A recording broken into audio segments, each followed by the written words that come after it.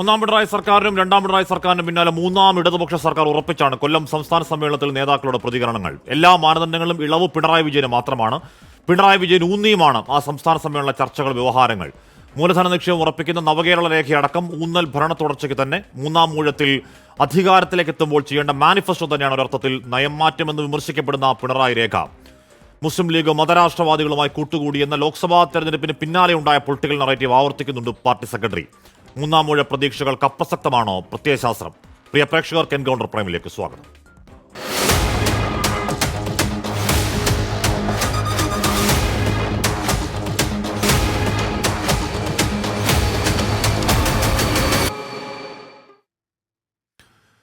Doctor A Sampath, Shri Jinto John, Shri N V Balakrishnan, doctor Azad എന്നിവർ ചർച്ചയിലാദ്യം ഞാൻ ജിൻഡോയിലേക്ക് പോകുന്നു. ശ്രീ ജിൻഡോ, 2018 തൃശൂർ സമ്മേളനത്തിൽ കൊടിയേരി ആഹ്വാനം ചെയ്യുന്നുണ്ട് അണികളോട്. അത് തുടർഭരണമെന്നതായിരുന്നു ആഹ്വാനം. അത് സാധ്യമാക്കി. അടുത്ത നിയമസഭാ തെരഞ്ഞെടുപ്പിലേക്ക് പോകാൻ ഇനി കേവല മാസങ്ങൾ ബാക്കിയിരിക്കെ 2025 സംസ്ഥാന സമ്മേളനത്തിലേക്ക് പോകുന്നതിന് മുൻപ് തന്നെ എം വി ഗോവിന്ദൻ പറഞ്ഞു മൂന്നാം മൂഴം ഉറപ്പാണ്. ഇന്നിപ്പോൾ സംസ്ഥാന സമ്മേളനത്തിൽ ആദ്യ ദിവസം വൈകുന്നേരം നടത്തിയ വാർത്താ സമ്മേളനത്തിൽ ആവർത്തിക്കുന്നു എം വി ഗോവിന്ദൻ മൂന്നാം മൂഴം ഉറപ്പാണ്. പിണറായി ഇന്ന് അവതരിപ്പിച്ച നയരേഖ പിണറായി മൂന്നാമത് വരുന്ന സർക്കാർ ചെയ്യേണ്ട ഒരു പൊളിറ്റിക്കൽ മാനിഫെസ്റ്റോയുമാണ്. CPM മൂന്നാം മൂഴത്തിൽ അങ്ങേയറ്റം കോൺഫിഡൻ്റ് ആണ്. സുജിൻഡോ, അല്ല ഹാഷ്മി, അവരെത്രത്തോളം കോൺഫിഡൻ്റ് ആണ് എന്ന് പറയുമ്പോൾ അത്രത്തോളം അവർ സാധാരണ ജനങ്ങളിൽ നിന്ന് അകന്നു. സാധാരണ മനുഷ്യരുടെ, കേരളത്തിലെ 3.5 കോടി ജനങ്ങളുടെ യഥാർത്ഥ ജനവികാരം മനസ്സിലാക്കാൻ അവർക്ക് പറ്റുന്നില്ല എന്നുള്ള തിരിച്ചറിവ് നമുക്കുണ്ടാകണം. കാരണം ഇവർ മൂന്നാമതൊരു സർക്കാർ വന്നാൽ എന്ത് നടപടി നടപ്പാക്കും എന്നാണല്ലോ അവരുടെ നയരേഖയിൽ അവതരിപ്പിക്കുന്നത്. അതിനു മുമ്പ് രണ്ടാമത് വന്ന സർക്കാർ നടപ്പാക്കുമെന്ന് പറഞ്ഞ കാര്യങ്ങൾ ആദ്യം നടപ്പാക്കി കാണിക്കണം. LDF വരുമ്പോൾ എല്ലാം ശരിയാകുമെന്ന് പറഞ്ഞ കാലത്താണ് കേരളത്തിലെ കലാലയങ്ങളിൽ നരാധമക്കൂട്ടങ്ങൾ കുട്ടികളെ റാഗിങ് ചെയ്യുകയും തല്ലിക്കൊന്ന് കെട്ടിത്തൂക്കുകയും ചെയ്യുന്നു. കേരളത്തിലെ പൊതുസമൂഹത്തിന് പുറത്തിറങ്ങി നടക്കാൻ പറ്റുന്നില്ല മനസ്സമാധാനത്തോടെ. മരുന്നടിച്ചവനും മരുന്നടിക്കാത്തവനും ഒക്കെ ആളുകളെ തല്ലിക്കൊല്ലുകയാണ്. ഇവിടെ പണിയെടുക്കുന്നവന് കൂലിയില്ല, കൂലി ചോദിക്കുന്നവനെ മന്ത്രിമാരടക്കം ആക്ഷേപിക്കുന്ന സാഹചര്യം ഉണ്ടാകുന്നു. ഞാനൊരു കാര്യം പറയാം, ഇവരുടെ സംസ്ഥാന സമ്മേളനം നടക്കുന്നത് ഇവരുടെ പാർട്ടിയുടെ മാത്രം ആഭ്യന്തര കാര്യമാണ്. അതിനപ്പുറത്ത് കേരളത്തിലെ പൊതുസമൂഹത്തിന് എന്ത് ഗുണമുണ്ട് ഇവരുടെ സംസ്ഥാന സമ്മേളനം കൊണ്ട്? ഇവരുടെ നേതാക്കന്മാർ BGM ഇട്ട് നടന്നാൽ ആളുകളുടെ വിശപ്പ് മാറില്ല. ഇവരുടെ കാരണഭൂതൻ തിരുവാതിര നടത്തിയാൽ ആളുകൾക്ക്, ആശാവർക്കർമാർക്ക് കൂലി കിട്ടില്ല. അതിനപ്പുറത്ത് ഇവർ ഇത്തരത്തിലുള്ള പ്രചരണങ്ങൾ നടത്തിയാൽ സാധാരണ മനുഷ്യരെ അഡ്രസ്സ് ചെയ്യുന്ന ഏത് വിഷയങ്ങളെ ഇവർ അഡ്രസ്സ് ചെയ്യുന്നത്? ഇപ്പം നരേന്ദ്രമോദി ഫാസിസ്റ്റ് അല്ലെന്ന് ഇവർ പറയുന്നു. അത് അങ്ങനെ പറയാനേ പറ്റുള്ളൂ. കാരണം നരേന്ദ്രമോദി ഫാസിസ്റ്റ് ആണെന്ന് CPMന്റെ നയരേഖയിൽ പറഞ്ഞാൽ പിന്നെ പിണറായി വിജയൻ ഫാസിസ്റ്റ് ആണെന്ന് സമ്മതിക്കേണ്ടി വരും. നരേന്ദ്രമോദി ചെയ്യുന്ന എല്ലാ പരിപാടിയും കൃത്യമായിട്ട് അതിൻ്റെ കേരള വേർഷനായിട്ട് പിണറായി വിജയൻ മാറുന്നു. അപ്പം നയപരമായിട്ട് തന്നെ ഇവർക്ക് അത്തരത്തിൽ നിലപാടെടുക്കാനേ പറ്റുള്ളൂ. ഇവിടെ ഈ നയരേഖ മൊത്തം നമ്മുടെ കയ്യിൽ കിട്ടുന്നില്ല. കിട്ടിയാൽ കഴിഞ്ഞാൽ മാത്രമേ അത് മൊത്തത്തിൽ വായിച്ചു നോക്കാൻ കഴിയുകയുള്ളൂ. ഇപ്പോൾ പാർട്ടി സംസ്ഥാന സെക്രട്ടറി എം വി ഗോവിന്ദൻ അതിനെക്കുറിച്ച് പറഞ്ഞ കാര്യങ്ങൾ മാത്രമേ നമുക്കറിവുള്ളൂ. പാർട്ടി സംസ്ഥാന സെക്രട്ടറി എം വി ഗോവിന്ദൻ പറയുകയാണ്, ഇത് 6 ഭാഗങ്ങളായിട്ടുണ്ട്. 6 ഭാഗങ്ങളിൽ മതേതര വികസിത കേരളത്തിനൊരു ബദൽ സൃഷ്ടിക്ക് വേണ്ടിയുള്ള താങ്കൾ ഈ പറഞ്ഞ ആശാവർക്കർമാരടക്കമുള്ള അടിസ്ഥാന വർഗത്തെ ക്ഷേമ പെൻഷൻ അടക്കമുള്ള കാര്യങ്ങൾ, അല്ലെങ്കിൽ ക്ഷേമകാര്യങ്ങൾ കൂടുതൽ വർദ്ധിപ്പിച്ചുകൊണ്ട് അതേസമയം തന്നെ ഈ ഘട്ടത്തിൽ നിൽക്കുന്ന മിഡിൽ ക്ലാസ്സും അപ്പർ മിഡിൽ ക്ലാസ്സുമായ ആൾക്കാരെ ഈ വ്യവസായത്തിന്റെ വരവിലൂടെയും മൂലധന നിക്ഷേപത്തിലൂടെയൊക്കെ ആകർഷിച്ച് എല്ലാവരെയും ചേർത്ത് പിടിച്ച ഒരു പുതിയ കേരളം എന്നതാണ് CPMന്റെ സ്വപ്നം. ജിൻഡോ, അല്ല, എം വി ഗോവിന്ദൻ പറഞ്ഞത് എന്താ? 6 ഭാഗങ്ങളുണ്ടെന്നല്ലേ? അപ്പോൾ നമുക്ക് 6ആം ഭാഗം വരെ കാത്തിരിക്കാം എന്ന് മാത്രമേ പറയാനുള്ളൂ. കാരണം 1ാം ഭാഗത്തിൽ പറയുന്നതായിരിക്കില്ല എം വി ഗോവിന്ദൻ എന്ന് പറഞ്ഞ സംസ്ഥാന സെക്രട്ടറി 6ആം ഭാഗത്തിൽ പറയുന്നത്. തീർച്ചയായിട്ടും AI വിഷയത്തിലായാലും മദ്യപാനവുമായി ബന്ധപ്പെട്ട വിഷയത്തിലായാലും എം വി ഗോവിന്ദൻ എന്ന് പറഞ്ഞ സംസ്ഥാന സെക്രട്ടറി കേരളത്തിലെ CPMന്റെ ചരിത്രത്തിൽ ഇത്രത്തോളം തമാശവൽക്കരിക്കപ്പെട്ട ഒരു സംസ്ഥാന സെക്രട്ടറി ഉണ്ടായിട്ടുണ്ടോ? അപ്പോൾ അദ്ദേഹത്തിന് തന്നെ ഒരു നിലപാട് തറയിൽ ഒരു ഉറപ്പില്ല. അപ്പോൾ അദ്ദേഹം 6ാം ഘട്ടവും കൂടി പറഞ്ഞതിന് ശേഷം നമുക്ക് ആ വിഷയം ചർച്ച ചെയ്യുന്നതായിരിക്കും കുറെ കൂടി നല്ലതെന്ന് വിചാരിക്കുന്നു. രണ്ടാമത്തത്, ഇവർ വികസന നയരേഖ എന്ന് പറഞ്ഞ് ഇവിടെ ഈസ് ഓഫ് ഡൂയിങ് ബിസിനസ് എന്ന് പറഞ്ഞു. അതൊരു 1ാം തരം തട്ടിപ്പാണെന്ന് നമ്മൾ മനസ്സിലാക്കി. അതുപോലെ കേരളത്തിലെ നിയമസഭയെ പോലും തെറ്റിദ്ധരിപ്പിക്കുന്ന രീതിയിലാണ് മന്ത്രിമാരടക്കം മറുപടി പറയുന്നത്. അപ്പോൾ യാതൊരു രീതിയിലും ഏതൊക്കെ കാരണങ്ങൾ കൊണ്ടാണ് നമ്മൾ നരേന്ദ്രമോദിയെയും നരേന്ദ്രമോദി സർക്കാരിനെയും എതിർക്കുന്നത്, അതേ കാര്യങ്ങൾ തന്നെയാണ് കേരളത്തിൽ നടക്കുന്നത്. ആളുകളെ തെറ്റിദ്ധരിപ്പിക്കുക, വ്യാജം പറയുക, വ്യാജം പറഞ്ഞ് പ്രചരിപ്പിക്കുക, മന്ത്രിമാരടക്കം കള്ളം പറയുക, മുഖ്യമന്ത്രി അടക്കം ആ കള്ളത്തെ എൻഡോഴ്സ് ചെയ്ത് സംസാരിക്കുക. നാട്ടിലെ ആളുകളൊക്കെ സുഭിക്ഷമായിട്ട് സുഖമായിട്ട് ജീവിക്കുന്നു എന്നാണ് കുറേ കാലം മുമ്പ് എം വി ഗോവിന്ദൻ പറഞ്ഞത്. എന്താ പറഞ്ഞത്? ഹാപ്പിനെസ് ഇൻഡെക്സിൽ കേരളം 1ാമതാണെന്ന്. ഇപ്പോൾ അങ്ങനെയാണോ ഹാഷ്മി? കഴിഞ്ഞ 1.5 മാസത്തെ അല്ലെങ്കിൽ 1 മാസത്തെ കാലം തന്നെ എടുക്കൂ. ഹാപ്പിനെസ് ഇൻഡെക്സിൽ കേരളത്തിൽ ആരാണുള്ളത്? നമ്മളൊന്ന് ഉറക്കെ ചോദിച്ചാൽ, രഹസ്യമായിട്ടെങ്കിലും CPMന്റെ സംസ്ഥാന കമ്മിറ്റി മീറ്റിംഗിൽ പങ്കെടുക്കുന്നവർ പോലും ഹാപ്പിനെസ് ഇൻഡെക്സിൽ വലിയ ഉന്നതിയിലാണ് നിൽക്കുന്നത്. MN സ്മാരകത്തിലല്ലേ കുറച്ച് നാൾ മുമ്പ് LDFന്റെ യോഗം നടന്നത്, അവരുടെ ഉദ്ഘാടനം, പുതിയ മന്ദിരത്തിന്റെ ഉദ്ഘാടനം നടന്നത്. അവിടെ CPIയുടെ സംസ്ഥാന സെക്രട്ടറി ഒക്കെ പറഞ്ഞത് എന്താ? ഞങ്ങൾ ഇന്ന് ബ്രൂവറി വിഷയത്തിൽ ഒരു തീരുമാനമാക്കും, സ്വകാര്യ സർവകലാശാല വിഷയത്തിൽ ഒരു തീരുമാനമാക്കും എന്നൊക്കെയാണ്. അവസാനം ചർച്ച കഴിഞ്ഞ് പുറത്തു വന്നപ്പോൾ ഒരു കാര്യം മനസ്സിലായില്ലേ? MN സ്മാരകവും പിണറായി വിജയൻ ഹൈജാക്ക് ചെയ്തു. AKG സെന്റർ പണ്ടേ ഹൈജാക്ക് ചെയ്തു. MN സ്മാരകവും CPIയെ കൂടി പിണറായി വിജയൻ ഹൈജാക്ക് ചെയ്താണ് നമ്മൾ കാണുന്നത്. അപ്പോൾ ഒരു ഏകാധിപതിക്ക് എങ്ങനെയൊക്കെ ആകാൻ പറ്റുമോ അതിന്റെ എക്സ്ട്രീം വേർഷനാണ് പിണറായി വിജയൻ. ഇപ്പോൾ പിണറായി വിജയനെ മുൻനിർത്തിക്കൊണ്ടാണ് ചർച്ച നടക്കുന്നത്. പിണറായി വിജയനെ മുൻനിർത്തിക്കൊണ്ടാണ് ഇവരുടെ പ്രമേയം നടക്കുന്നത്. പാർട്ടി സെക്രട്ടറിയെ നോക്കുകുത്തിയായിട്ട്, പാർട്ടി സംവിധാനത്തെ നോക്കുകുത്തിയായിട്ട്, മുൻകാലങ്ങളൊക്കെ CPM എന്ന് പറഞ്ഞ പാർട്ടിയുടെ ഒരു സ്ട്രക്ചർ, ചട്ടക്കൂട്, അവരുടെ നയം, അവരുടെ പരിപാടികൾ, അവരുടെ ചർച്ചകളൊക്കെ കേരളത്തിലെ ആളുകൾ സാഗൂതം കാണുമായിരുന്നു. ഇന്ന് അങ്ങനെയില്ല. പിണറായി വിജയനെ വാഴ്ത്തിപ്പാടാനും പിണറായി വിജയനെ പുകഴ്ത്തിപ്പാടാനും അല്ലാതെ ഒന്നും അതിനകത്ത് നടക്കില്ല എന്നുള്ള ശ്രീ എ. സമ്പത്ത്, ഇവിടെ പ്രത്യയശാസ്ത്ര ശാഠ്യം കൈവടിയുക എന്നൊക്കെയുള്ള നല്ല കാര്യമാണ്. ഇപ്പൊ ഇനി വികസനത്തേക്കുള്ള കുതിപ്പിൽ പ്രത്യയശാസ്ത്രം തന്നെ പ്രശ്നമാണെങ്കിൽ അതിനെ തന്നെ മാറ്റി വെക്കുക എന്നുള്ള ഒരു പാർട്ടിയുടെ ആഭ്യന്തര കാര്യം. അതിൽ ഇനി അങ്ങനെ സംഭവിച്ചാലും പിഴവ് പറയാൻ പറ്റില്ല. പക്ഷേ ഇന്നിപ്പോൾ പാർട്ടി സംസ്ഥാന സെക്രട്ടറി MV ഗോവിന്ദൻ പറയുകയായിരുന്നു ഒരു കോർപ്പറേറ്റ് ബദൽ അല്ലെങ്കിൽ ഒരു മതേതര ബദൽ കാഴ്ചവെക്കും എന്നൊക്കെ പറയും. നേരത്തെ ജിൻഡോ ഈസ് ഓഫ് ഡൂയിങ് ബിസിനസിനെ പറ്റി പറഞ്ഞു. A. Sampath is of doing business is of doing എന്ന് പറയുന്നത് തന്നെ മുതലാളിമാർക്ക് വേണ്ടിയുള്ള പാവങ്ങളെ ചൂഷണം ചെയ്യാനുള്ള മോദി സർക്കാരിന്റെ പിപ്പിടി വിദ്യ എന്ന നിലപാടായിരുന്നു CPM-ന്. പീപ്പിൾസ് ഡെമോക്രസിയിലടക്കം ആ കോയിനേജിനെ തന്നെ അതിരൂക്ഷമായി വിമർശിക്കുന്ന ഒരുപാട് ലേഖനങ്ങൾ ഇപ്പോഴും കിടപ്പുണ്ട്. യെച്ചൂരിയുടെ ട്വീറ്റുകൾ ഇപ്പോഴും കിടക്കുന്നുണ്ട്. കേന്ദ്രം പറയുന്ന അതേ മാനദണ്ഡങ്ങൾ തയ്യാറാക്കിയ ആ ഈസ് ഓഫ് ഡൂയിങ് ബിസിനസ് വാചാലമായി വികസനം വരുന്നു എന്നാണ് നമ്മൾ പാർട്ടി സംസ്ഥാന സെക്രട്ടറി അടക്കമുള്ളവർ പറയുന്നത്. അപ്പോൾ നമ്മൾ എന്ത് ബദലിനെ പറ്റിയാണ് പറയുന്നത് ശ്രീ എ. സമ്പത്ത്?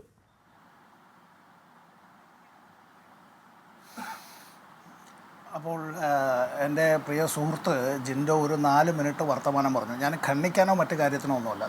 ഈ ഒരു ഡിസ്കഷനിൽ ഇപ്പോൾ ജിൻഡോയോ സമ്പത്തോ ശ്രീ ബാലകൃഷ്ണോ ആസാദോ അല്ല ഹാഷ്മിയോ തന്നെ ഇതിൽ ചർച്ചയിൽ പങ്കെടുക്കുന്നതായി ഇങ്ങനെ ഒരു കാർഡിൽ പറയുന്നില്ല. ഇതിനകത്തൊരു മനുഷ്യൻ്റെ, കേരളത്തിൻ്റെ മുഖ്യമന്ത്രിയും പിന്നെ ഒരു മനുഷ്യൻ ഇങ്ങനെ കൈയും കെട്ടി നിൽക്കുന്നതായിട്ടുള്ളൊരു പടവുമാണ് ഇതിനകത്തുള്ളത്. ഞങ്ങളെല്ലാവരും ഇത്തരം കാര്യത്തിന് ഒരു ചർച്ചയിൽ പങ്കെടുക്കാനിരിക്കുമ്പോൾ ആരാ ചർച്ചയിൽ പങ്കെടുക്കുന്നതെന്ന് ഞങ്ങളുടെ കുടുംബാംഗങ്ങൾ പോലും അറിയാത്തൊരു സ്ഥിതിയിലേക്ക് ഇത്തരം കാര്യങ്ങളിൽ നിങ്ങളെപ്പോലുള്ള മാധ്യമപ്രവർത്തകർ കുറച്ചുകൂടി ഒരു ജാഗ്രത പുലർത്തുകയും ആരൊക്കെയാണ് ചർച്ചയിൽ പങ്കെടുക്കുന്നത്, എന്തിനെ പ്രതിനിധീകരിച്ചിട്ടാണ് എന്ന് വരുത്തുന്നത് കുറച്ചുകൂടി നല്ലതായിരിക്കും എന്നതെൻ്റെ വിനീതമായ അഭിപ്രായം. 24-ന് അവകാശമുണ്ട്, മാറ്റുന്നത് നന്നായിരിക്കും എന്ന് പറയുന്നതിന് എനിക്കതിനുള്ള വിനീതമായ ഒരു അഭ്യർത്ഥന മാത്രമേ ഉള്ളൂ. മറ്റുള്ളവരും എന്നോടത് ചേരുമെന്നുള്ള വിശ്വാസം പാർട്ടിയുടെ പ്രത്യയശാസ്ത്രം മാറുന്നു. പിന്നാണ് ഞങ്ങൾക്ക് ഒരു കാർഡിൽ 4 പേരുടെ പടം വെക്കാനുള്ള പ്രശ്നം. ഉറപ്പായി മാറ്റും. ആഷ്മേ, പാർട്ടി പ്രത്യയശാസ്ത്രത്തിൽ നിന്ന് മാറുന്നു എന്ന് പറയുന്നത് ജിൻഡോയ്ക്ക് അതിന് താങ്ങായി അത്തരം കാര്യത്തിൽ ആഷ്മയ്ക്ക് നിൽക്കാനുള്ള എല്ലാ അവകാശവുമുണ്ട്. ആ പ്രത്യയശാസ്ത്രത്തിൻ്റെ ഐഡിയോളജിക്കലായിട്ടുള്ള എല്ലാ കരുത്തോടും കൂടി തന്നെയാണ് ഒരു കമ്മ്യൂണിസ്റ്റ് പാർട്ടി പ്രവർത്തിക്കുക. ആശയപരമായ അത്തരത്തിലുള്ള സമ്പുഷ്ടതയും അത്തരം കാര്യങ്ങളിൽ പ്രത്യയശാസ്ത്രമില്ലാതെയുള്ള പ്രവർത്തനം എന്നത് ദിശാബോധമില്ലാത്ത പ്രവർത്തനവും, അത്തരത്തിൽ ഈ പ്രവർത്തനമില്ലാതെയുള്ള തത്വചിന്തയും പ്രത്യയശാസ്ത്രവും മാത്രമായിരിക്കുന്നത് ഫ്യൂട്ടൈലാണ് എന്ന് മഹാനായ ലെനിൻ തന്നെ പറഞ്ഞിട്ടുള്ളതാണ്. നമ്മൾ ജീവിക്കുന്ന കാലത്തിനനുസരിച്ച് നമ്മുടേതായ അടവുകളിലും തന്ത്രങ്ങളിലും മാറ്റങ്ങൾ വരുത്തുന്നത് കൊണ്ട് അടിസ്ഥാനപരമായ മാറ്റമാണ് എന്ന് തെറ്റിദ്ധരിക്കേണ്ടതില്ല. CPM-ൻ്റെ 23ാമത് പാർട്ടി കോൺഗ്രസിൻ്റെ റിപ്പോർട്ട് ഞങ്ങളുടേതായ പാർട്ടി ഘടകങ്ങളിലെല്ലായിടത്തും ചർച്ച ചെയ്തതിൻ്റെ മലയാള പരിഭാഷയും താങ്കൾ ഉൾപ്പെടെയുള്ളവരായ മാധ്യമപ്രവർത്തകർക്കും ഞങ്ങളെ വിമർശിക്കുന്ന ചങ്ങാതിമാരടക്കമുള്ളവർക്കും എല്ലാം ചർച്ച ചെയ്യാനായി പലപ്പോഴായി ഇത് പീപ്പിൾസ് ഡെമോക്രസിയിലും പിന്നീട് ദേശാഭിമാനിയിലും ചിന്തയിലും അതുപോലെ തന്നെ ഇത് ഇത്തരത്തിൽ പുസ്തകമായി പാർട്ടി കത്തായി വന്നതുമാണ്. ഇപ്പോൾ അടുത്ത പാർട്ടി കോൺഗ്രസ് 24ാം പാർട്ടി കോൺഗ്രസ് ചേരുകയാണ്. ആ പാർട്ടി കോൺഗ്രസ് ചേരുന്നതിൻ്റെ മുന്നോടിയായിട്ടാണ് കേരള സംസ്ഥാന ഘടകത്തിൻ്റെ ഉൾപ്പെടെയുള്ള സമ്മേളനങ്ങൾ താഴെത്തട്ടിൽ ബ്രാഞ്ച് കമ്മിറ്റിയല്ല, ഞങ്ങൾക്ക് ബ്രാഞ്ച് തലം മുതൽ ആയിരക്കണക്കിന് ബ്രാഞ്ചുകളിലും 100 കണക്കിന് ലോക്കൽ സമ്മേളനങ്ങളിലും പിന്നീട് ഏരിയ സമ്മേളനങ്ങളും കഴിഞ്ഞ് 14 ജില്ലാ സമ്മേളനങ്ങളും കഴിഞ്ഞ് ഞങ്ങൾ ചെല്ലുന്നത് 24ാമത് പാർട്ടി കോൺഗ്രസ്സിലാണ്, മധുരയിൽ വെച്ച് ചേരുന്നതിലാണ്. ഒരു സമ്മേളനം നടത്തുന്നതിനെ സംബന്ധിച്ച് ചിന്തിക്കാൻ പോലും കഴിയാത്തവരും നോമിനേറ്റ് ചെയ്യപ്പെട്ട് കൊടുക്കുന്നവരും വ്യാജ വോട്ടർ പട്ടികയും വ്യാജ ഐഡൻറ്റിറ്റി കാർഡും വ്യാജ സ്ഥാനാർത്ഥികളും വ്യാജ തെരഞ്ഞെടുപ്പുകളുമെല്ലാം നടത്തി ശീലിച്ചിട്ടുള്ള ആളുകളെ സംബന്ധിച്ച് അവരാണ് ജനാധിപത്യ പാർട്ടികളെന്ന് അവരത്തരത്തിൽ കൊട്ടിഘോഷിച്ചാൽ ഞങ്ങൾക്ക് അവരോട് പ്രത്യേകിച്ച് വിഷമമൊന്നും. ഇത് കേന്ദ്രീകൃത ജനാധിപത്യത്തിൽ അധിഷ്ഠിതമായൊരു പാർട്ടിയാണ്. ആ പാർട്ടി 3 വർഷങ്ങൾ ചേരുമ്പോൾ suppose there is an unforeseen contingency അത്തരത്തിൽ വന്നു, ഇപ്പോൾ കോവിഡ് കാലം വന്നു, അല്ലെങ്കിൽ അടിയന്തരാവസ്ഥ പ്രഖ്യാപിച്ചു, അല്ലെങ്കിൽ മറ്റേതെങ്കിലും വിധത്തിലുള്ള വിഷയങ്ങളുണ്ടായി, അങ്ങനെയുള്ള കാലങ്ങളിലൊഴികെ കൃത്യമായി 3 വർഷം കൂടുമ്പോൾ ഇത്തരത്തിൽ താങ്കളുടെ ഉൾപ്പെടെ ഭാഷയിൽ പറഞ്ഞാൽ ആ എക്സർസൈസ് അത് താഴെ തട്ട് മുതൽ മുകൾ തട്ട് വരെ വരുന്നതാണ്. ഇവിടെ സഖാവ് പിണറായി വിജയനോടുള്ള ഏതെങ്കിലും വിധത്തിലുള്ള അത്തരത്തിലുള്ളൊരു സ്പർദ്ധയോ അല്ലെങ്കിൽ ആർക്കെങ്കിലും അതുകൊണ്ട് എന്തെങ്കിലും വിദ്വേഷമോ അല്ല. ഈ സഖാവ് പിണറായി വിജയൻ CPIMൻ്റെ മുഖമാണ് എന്നുള്ളത് അതുകൊണ്ടാണല്ലോ ഈ വിഷയങ്ങൾ. ഇപ്പോൾ അദ്ദേഹത്തെക്കുറിച്ച് ഇതെല്ലാം പറയും. ജിൻഡോ ഇവിടെ പറയുമ്പോൾ ജിൻഡോ എല്ലാം ജനിക്കുന്നതിന് മുമ്പ് തന്നെ CPIMൻ്റെ നേതാക്കളെയെല്ലാം അവരുടെ നേതാക്കൾ വിളിച്ചിട്ടുള്ളതിന് ഞാൻ ഈ കണ്ണുകൊണ്ട് കണ്ടതും കാതുകൊണ്ട് കേട്ടതുമായിട്ടുള്ള കാര്യങ്ങൾ ഹാഷ്മിയെല്ലാം വളരെ കൊച്ചു കുട്ടികളായിരിക്കും. കാലൻ വന്ന് വിളിച്ചിട്ടും പോകാത്തതെന്തേ ഗോപാല എന്ന് വിളിച്ചപ്പോൾ അത് സഖാവ് AKGയുടെ കുറ്റം കൊണ്ടായിരുന്നില്ല. അദ്ദേഹം CPIMൻ്റെ നേതാവായിരുന്നത് കൊണ്ടാണ് മെഡിക്കൽ കോളേജ് ആശുപത്രിയിൽ വെച്ച് മരിക്കുന്നതിന് മുമ്പ് ആ മുദ്രാവാക്യം കേൾക്കേണ്ടി വന്നത്. ഞാനിപ്പോൾ 24 ന്യൂസിൽ പങ്കെടുക്കുന്ന എൻ്റെ വീടിൻ്റെ മുന്നിൽ വെച്ചിട്ട് തന്നെ എൻ്റെ പിതാവ് തെരഞ്ഞെടുപ്പിൽ പരാജയപ്പെട്ടതിന് ശേഷം തെമ്മാടികളിൽ തെമ്മാടി അനിരുദ്ധ തെമ്മാടി എന്ന് വിളിക്കുന്ന നിക്കറിട്ട ഒരു കൊച്ചു ബാലൻ ഞാൻ എൻ്റെ അനുജൻ സഹിതം ഈ വീട്ടിൻ്റെ തടയിൽ നിന്ന് കോളേജ് അധ്യാപിക എൻ്റെ അമ്മയടക്കം കേട്ടിട്ടുണ്ട്. 35 രക്തസാക്ഷികൾ എന്നോടൊപ്പം പ്രവർത്തിച്ച നിരവധി പേരടക്കം അത്തരത്തിൽ കാലപുരിക്ക് അയക്കപ്പെട്ടത് ഈ കേരളത്തിലാണ്. കോൺഗ്രസ്സുകാർ വളരെ സമാധാനത്തെക്കുറിച്ച് പറയുകയാണ്. ചില ആളുകൾക്കൊരു ദുസ്വഭാവമുണ്ട്, മന്ത്രവാദം പഠിച്ചാൽ ആദ്യം അമ്മയെ ഓതുക എന്ന്. കേരളം കൊള്ളില്ല. എന്തുകൊണ്ട്? LDF ആണ് ഭരിക്കുന്നത്. കാരണം CPIM ആണ് അവർക്ക് നേതൃത്വം നൽകുന്നത്. അതുകൊണ്ട് ഇതെല്ലാം തകർന്ന് കാണണം. ഞാനിപ്പോൾ വേറൊന്നും പറയുന്നില്ല. എൻ്റെ വീടിൻ്റെ വളരെ അടുത്താണ് ഹാഷ്മി, ആദരണീയനായ ശ്രീ AK ആൻ്റണി സാറിൻ്റെ വീട്. ഞാൻ AK ആൻ്റണി സാറെന്നോ ഉമ്മൻചാണ്ടി സാറെന്നോ മാത്രമേ പറഞ്ഞിട്ടുള്ളൂ, വിമർശിച്ചിട്ടുള്ളപ്പോൾ പോലും. ഒരു സ്കൂൾ മാഷായിട്ടുള്ള സഖാവ് MV ഗോവിന്ദൻ മാഷിനെ MV ഗോവിന്ദൻ എന്ന് തന്നെ മടിയിലിരുത്തി പേരിട്ടതുപോലെ തന്നെ അദ്ദേഹത്തിൻ്റെ വിദ്യാർത്ഥിയുടെ പ്രായമുള്ള ഒരു മകന് പറയാൻ കഴിയുമ്പോൾ ഈ നാട്ടിൽ പോക്സോ കേസ് അടക്കം പ്രതിയായിട്ടുള്ള വളരെ അത്തരത്തിലുള്ള ഒരുപാട് സാമ്പത്തിക തിരിമറികൾ നടത്തിയ ആളുകളെ അത്തരത്തിൽ ചില രാഷ്ട്രീയ പ്രവർത്തകർക്കും നിരീക്ഷകരായിട്ടുള്ളവർക്കും മാധ്യമ പ്രവർത്തകർക്കും സാർ എന്ന് വിളിക്കുന്നതിന് യാതൊരു മടിയുമില്ലാത്തതാണ്. ഞാനതിൽ വേറെ പരിഭവമൊന്നും പറയുന്നില്ല. അത്തരത്തിലുള്ള പ്രത്യേക ഒരു സോഷ്യൽ ഫ്രെയിംവർക്കിൽ നിന്നുകൊണ്ടാണ്, അത്തരത്തിലുള്ളൊരു സൈക്കിൾ നിന്നുകൊണ്ടാണ് ഇടതുപക്ഷത്തെ വിശേഷിച്ചും CPIMനെ ആ വിധത്തിൽ കാണുന്നത്. അങ്ങനെ കണ്ടോളൂ, ഒരു ബുദ്ധിമുട്ടുമില്ല. ഇക്കാര്യത്തിൽ CPIMൻ്റെ സംസ്ഥാന സമ്മേളനം കൃത്യമായി അത് നടക്കും. അതിൻ്റെ അജണ്ട എന്നുള്ളത് ഇതിൻ്റെ കൊടിമര ജാഥയും അതിൻ്റെ പതാക ജാഥയും ഉൾപ്പെടെയുള്ള കാര്യങ്ങളും ഇന്നലെ സഖാവ് KN ബാലഗോപാൽ അവിടെ പതാക ഉയർത്തിയതും ഇന്ന് അതിൻ്റെ സമ്മേളന നഗരിയിൽ പതാക ഉയർത്തൽ ഉൾപ്പെടെ ഇന്ന് റിപ്പോർട്ട് അവതരിപ്പിച്ച ഉൾപ്പെടെ അതിൻ്റെ ഉദ്ഘാടന പ്രസംഗത്തിൽ CPIMൻ്റെ പോളിറ്റ് ബ്യൂറോയുടെ കോർഡിനേറ്ററായിട്ടുള്ള സഖാവ് മുൻ ജനറൽ സെക്രട്ടറിയാണ് സഖാവ് പ്രകാശ് കാരാട്ട് CPIMൻ്റെ നയങ്ങളെ സംബന്ധിച്ച് വരാനിരിക്കുന്ന കാലത്തുള്ള കടമകളെ സംബന്ധിച്ച് മാധ്യമപ്രവർത്തകർ അടക്കമുള്ള ഓപ്പൺ സെഷനിൽ അത്തരം കാര്യങ്ങളെ സംബന്ധിച്ച് പറയുകയുണ്ടായി. സംഘടനാപരമായി ഞങ്ങൾക്കുണ്ടായിട്ടുള്ള നേട്ടങ്ങൾ, കോട്ടങ്ങൾ, ദൗർബല്യങ്ങൾ, ഞങ്ങളുടെ കടമകൾ, ഞങ്ങളുടെ രാഷ്ട്രീയ ലൈൻ, അത്തരം കാര്യങ്ങളെ സംബന്ധിച്ചുള്ള ചർച്ചകൾ നടത്തും. അത് നടത്താൻ കെൽപ്പുള്ളവർ തന്നെയാണ് കമ്മ്യൂണിസ്റ്റ് പാർട്ടി അംഗങ്ങൾ. ഓക്കെ ഞങ്ങളൊക്കെ പക്ഷെ അപ്പോഴും എൻ്റെ ചോദ്യം, നമ്മൾ ഈ മുന്നോട്ട് വെക്കുന്ന എന്താണ് ഇടതുപക്ഷ ബദൽ നയം? ഇപ്പോൾ മുതലാളിത്തം തുലയട്ടെ എന്ന പണ്ട് മുദ്രാവാക്യം വിളിച്ചിട്ടാണ് നമ്മളൊക്കെയും CA സമ്പത്ത് മൂലധനത്തെ പ്രത്യയശാസ്ത്രം എക്കാലവും ശത്രുപക്ഷത്ത് നിർത്തിയിട്ടുള്ളതാണ് ഈ സ്വകാര്യ മൂലധനം. അപ്പോൾ അതിനെ ആശ്രയിച്ചുകൊണ്ട് നമ്മൾ വികസനത്തിലേക്ക് ആശ്രയം തേടുകയാണെങ്കിൽ എന്താണ് നമ്മുടെ ബദൽ എന്നൊരു ചോദ്യം ഞാൻ അങ്ങനെ പിന്നെ ആവർത്തിക്കാം. ഞാൻ CNV ബാലകൃഷ്ണൻ വരുന്നതിന് മുമ്പ് ചുരുങ്ങിയ വാക്കിൽ ജിൻഡോ ഇത്തരത്തിൽ വളരെ വിശദമായി 25,000 ഏതാണ്ട് 30,000-ഓളം ബ്രാഞ്ച് ജില്ലാ സമ്മേളനങ്ങൾ പൂർത്തിയാക്കി സംസ്ഥാന സമ്മേളനത്തിലേക്ക് എത്തി. അവിടെ വളരെ വിശദമായ ഇടകീറിയുള്ള പരിശോധന നടക്കുകയാണ്. അതിന് കെൽപ്പുള്ള പാട്ട് CPM മാത്രമേ ഉള്ളൂ എന്ന് CA സമ്പത്തിൻ്റെ ആത്മവിശ്വാസത്തിന്, അഭിമാനത്തിന് ചുരുങ്ങിയ വാക്കുള്ള മറുപടി ജിൻഡോ. അല്ല ഹാഷ്മി, ഇവരുടെ പ്രത്യയശാസ്ത്രമോ ഇവരുടെ വേറെ ഇത്തരത്തിലുള്ള പരിപാടികളൊക്കെ തിരുത്തിയോ തിരുത്താതിരിക്കുകയോ അതും നമ്മളെ ബാധിക്കുന്ന പ്രശ്നമല്ല. ഇവർ ബ്രാഞ്ച് സമ്മേളനങ്ങൾ നടത്തും, ലോക്കൽ സമ്മേളനങ്ങൾ നടത്തും, ജില്ലയും സംസ്ഥാന സമ്മേളനം നടത്തും.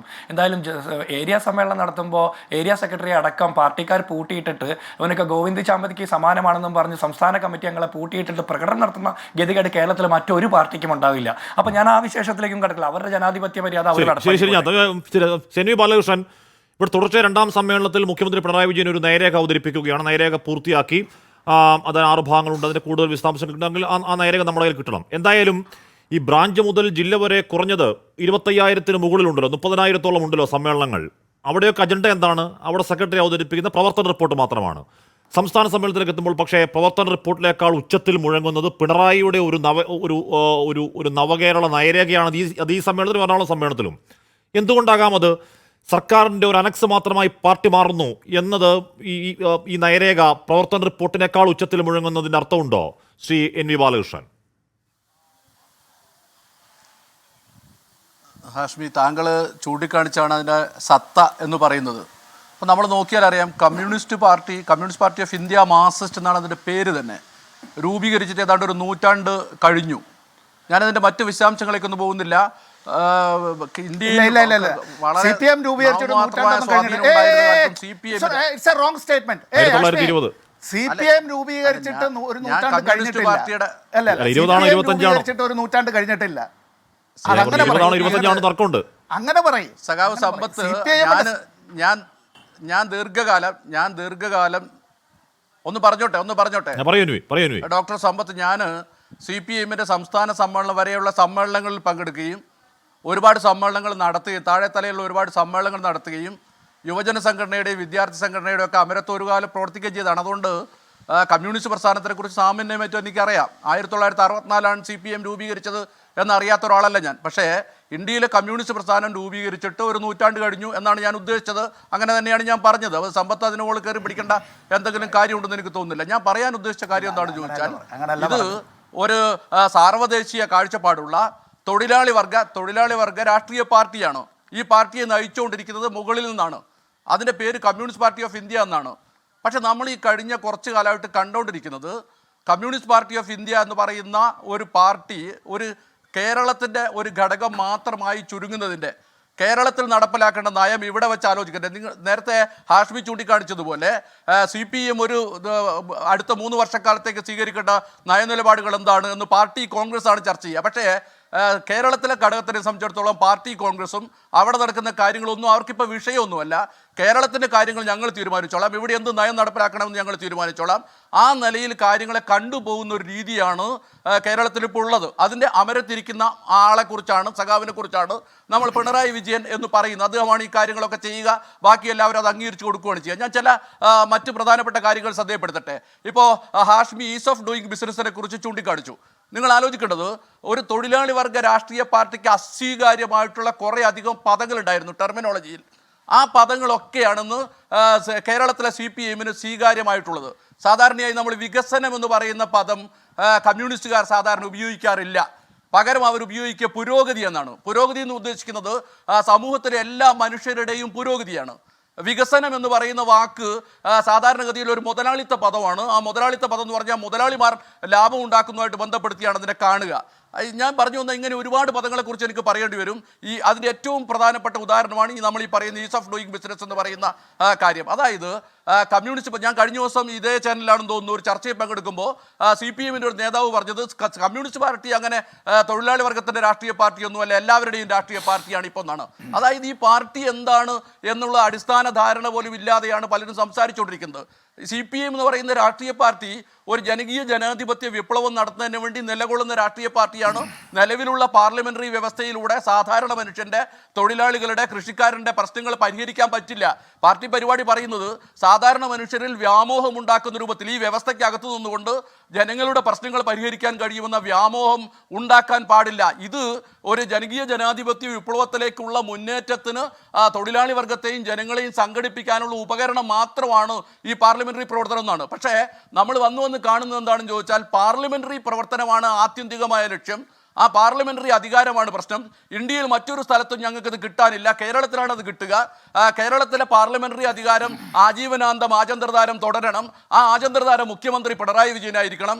ഇങ്ങനെയുള്ള ഒരു തരം സെറ്റപ്പ്, അതായത് ഒരു തരം ബൂർഷ്വാ സെറ്റപ്പിനകത്തേക്ക് കേരളത്തിലെ കമ്മ്യൂണിസ്റ്റ് പാർട്ടി മാറിയതിൻ്റെ പ്രശ്നങ്ങളെക്കുറിച്ചാണ് നമ്മൾ ചർച്ച ചെയ്തുകൊണ്ടിരിക്കുന്നത്. ഇതാണ് നമ്മൾ ഈ നയരേഖയുടെ ഉള്ളടക്കം എന്താണെന്ന് എനിക്ക് അറിഞ്ഞുകൂടാ. നമുക്കിനി ഈ നയരേഖകളെ കുറിച്ചൊക്കെ പറഞ്ഞാൽ നമുക്ക് ചിരി വരുന്ന ഒരു കാര്യമാണത്. കാരണം എന്താണെന്ന് ചോദിച്ചാൽ CPM-ന് ഞാനൊക്കെ പാർട്ടി പ്രവർത്തകനായിരുന്ന 1982 വിജയവാഡ പാർട്ടി കോൺഗ്രസിൻ്റെ രേഖകൾ മുതൽക്ക് കഴിഞ്ഞ കണ്ണൂർ പാർട്ടി കോൺഗ്രസിൻ്റെ രേഖകൾ വരെ സൂക്ഷിക്കുന്ന ഒരാളാണ് ഞാൻ. നല്ല കൗതുകമാണ്. നിങ്ങൾ വേണമെങ്കിൽ മാധ്യമ പ്രവർത്തകന്മാർക്കൊക്കെ ഇത് പരിശോധിച്ചാൽ. കാരണം വെച്ചാൽ ചില വള്ളി ഉള്ളികളും ചില ഡേറ്റുകളൊക്കെ മാറ്റിക്കഴിഞ്ഞാൽ പുതിയ പ്രമേയമായി. ഇതൊരു ആചാരം പോലെ, നമ്മുടെ ക്ഷേത്രങ്ങളിലും കാവുകളിലൊക്കെ നടക്കുന്ന ആചാരം പോലെ, കുറേ അനുഷ്ഠാനങ്ങൾ പോലെ ദീപശിഖ ജാഥ ഇങ്ങനെയൊക്കെയുള്ള കുറേ കാര്യങ്ങൾ നടത്തുകയും വലിയൊരു ആഘോഷം നടത്തുകയും അതിനപ്പുറത്ത് നിന്നുകൊണ്ട് ഇത്തരത്തിലുള്ള താല്പര്യങ്ങൾ സംരക്ഷിക്കുക മാത്രം ചെയ്യുന്ന ഒരു സംവിധാനമായി കമ്മ്യൂണിസ്റ്റ് പാർട്ടി ചുരുങ്ങിപ്പോകുന്നതിനാണ്.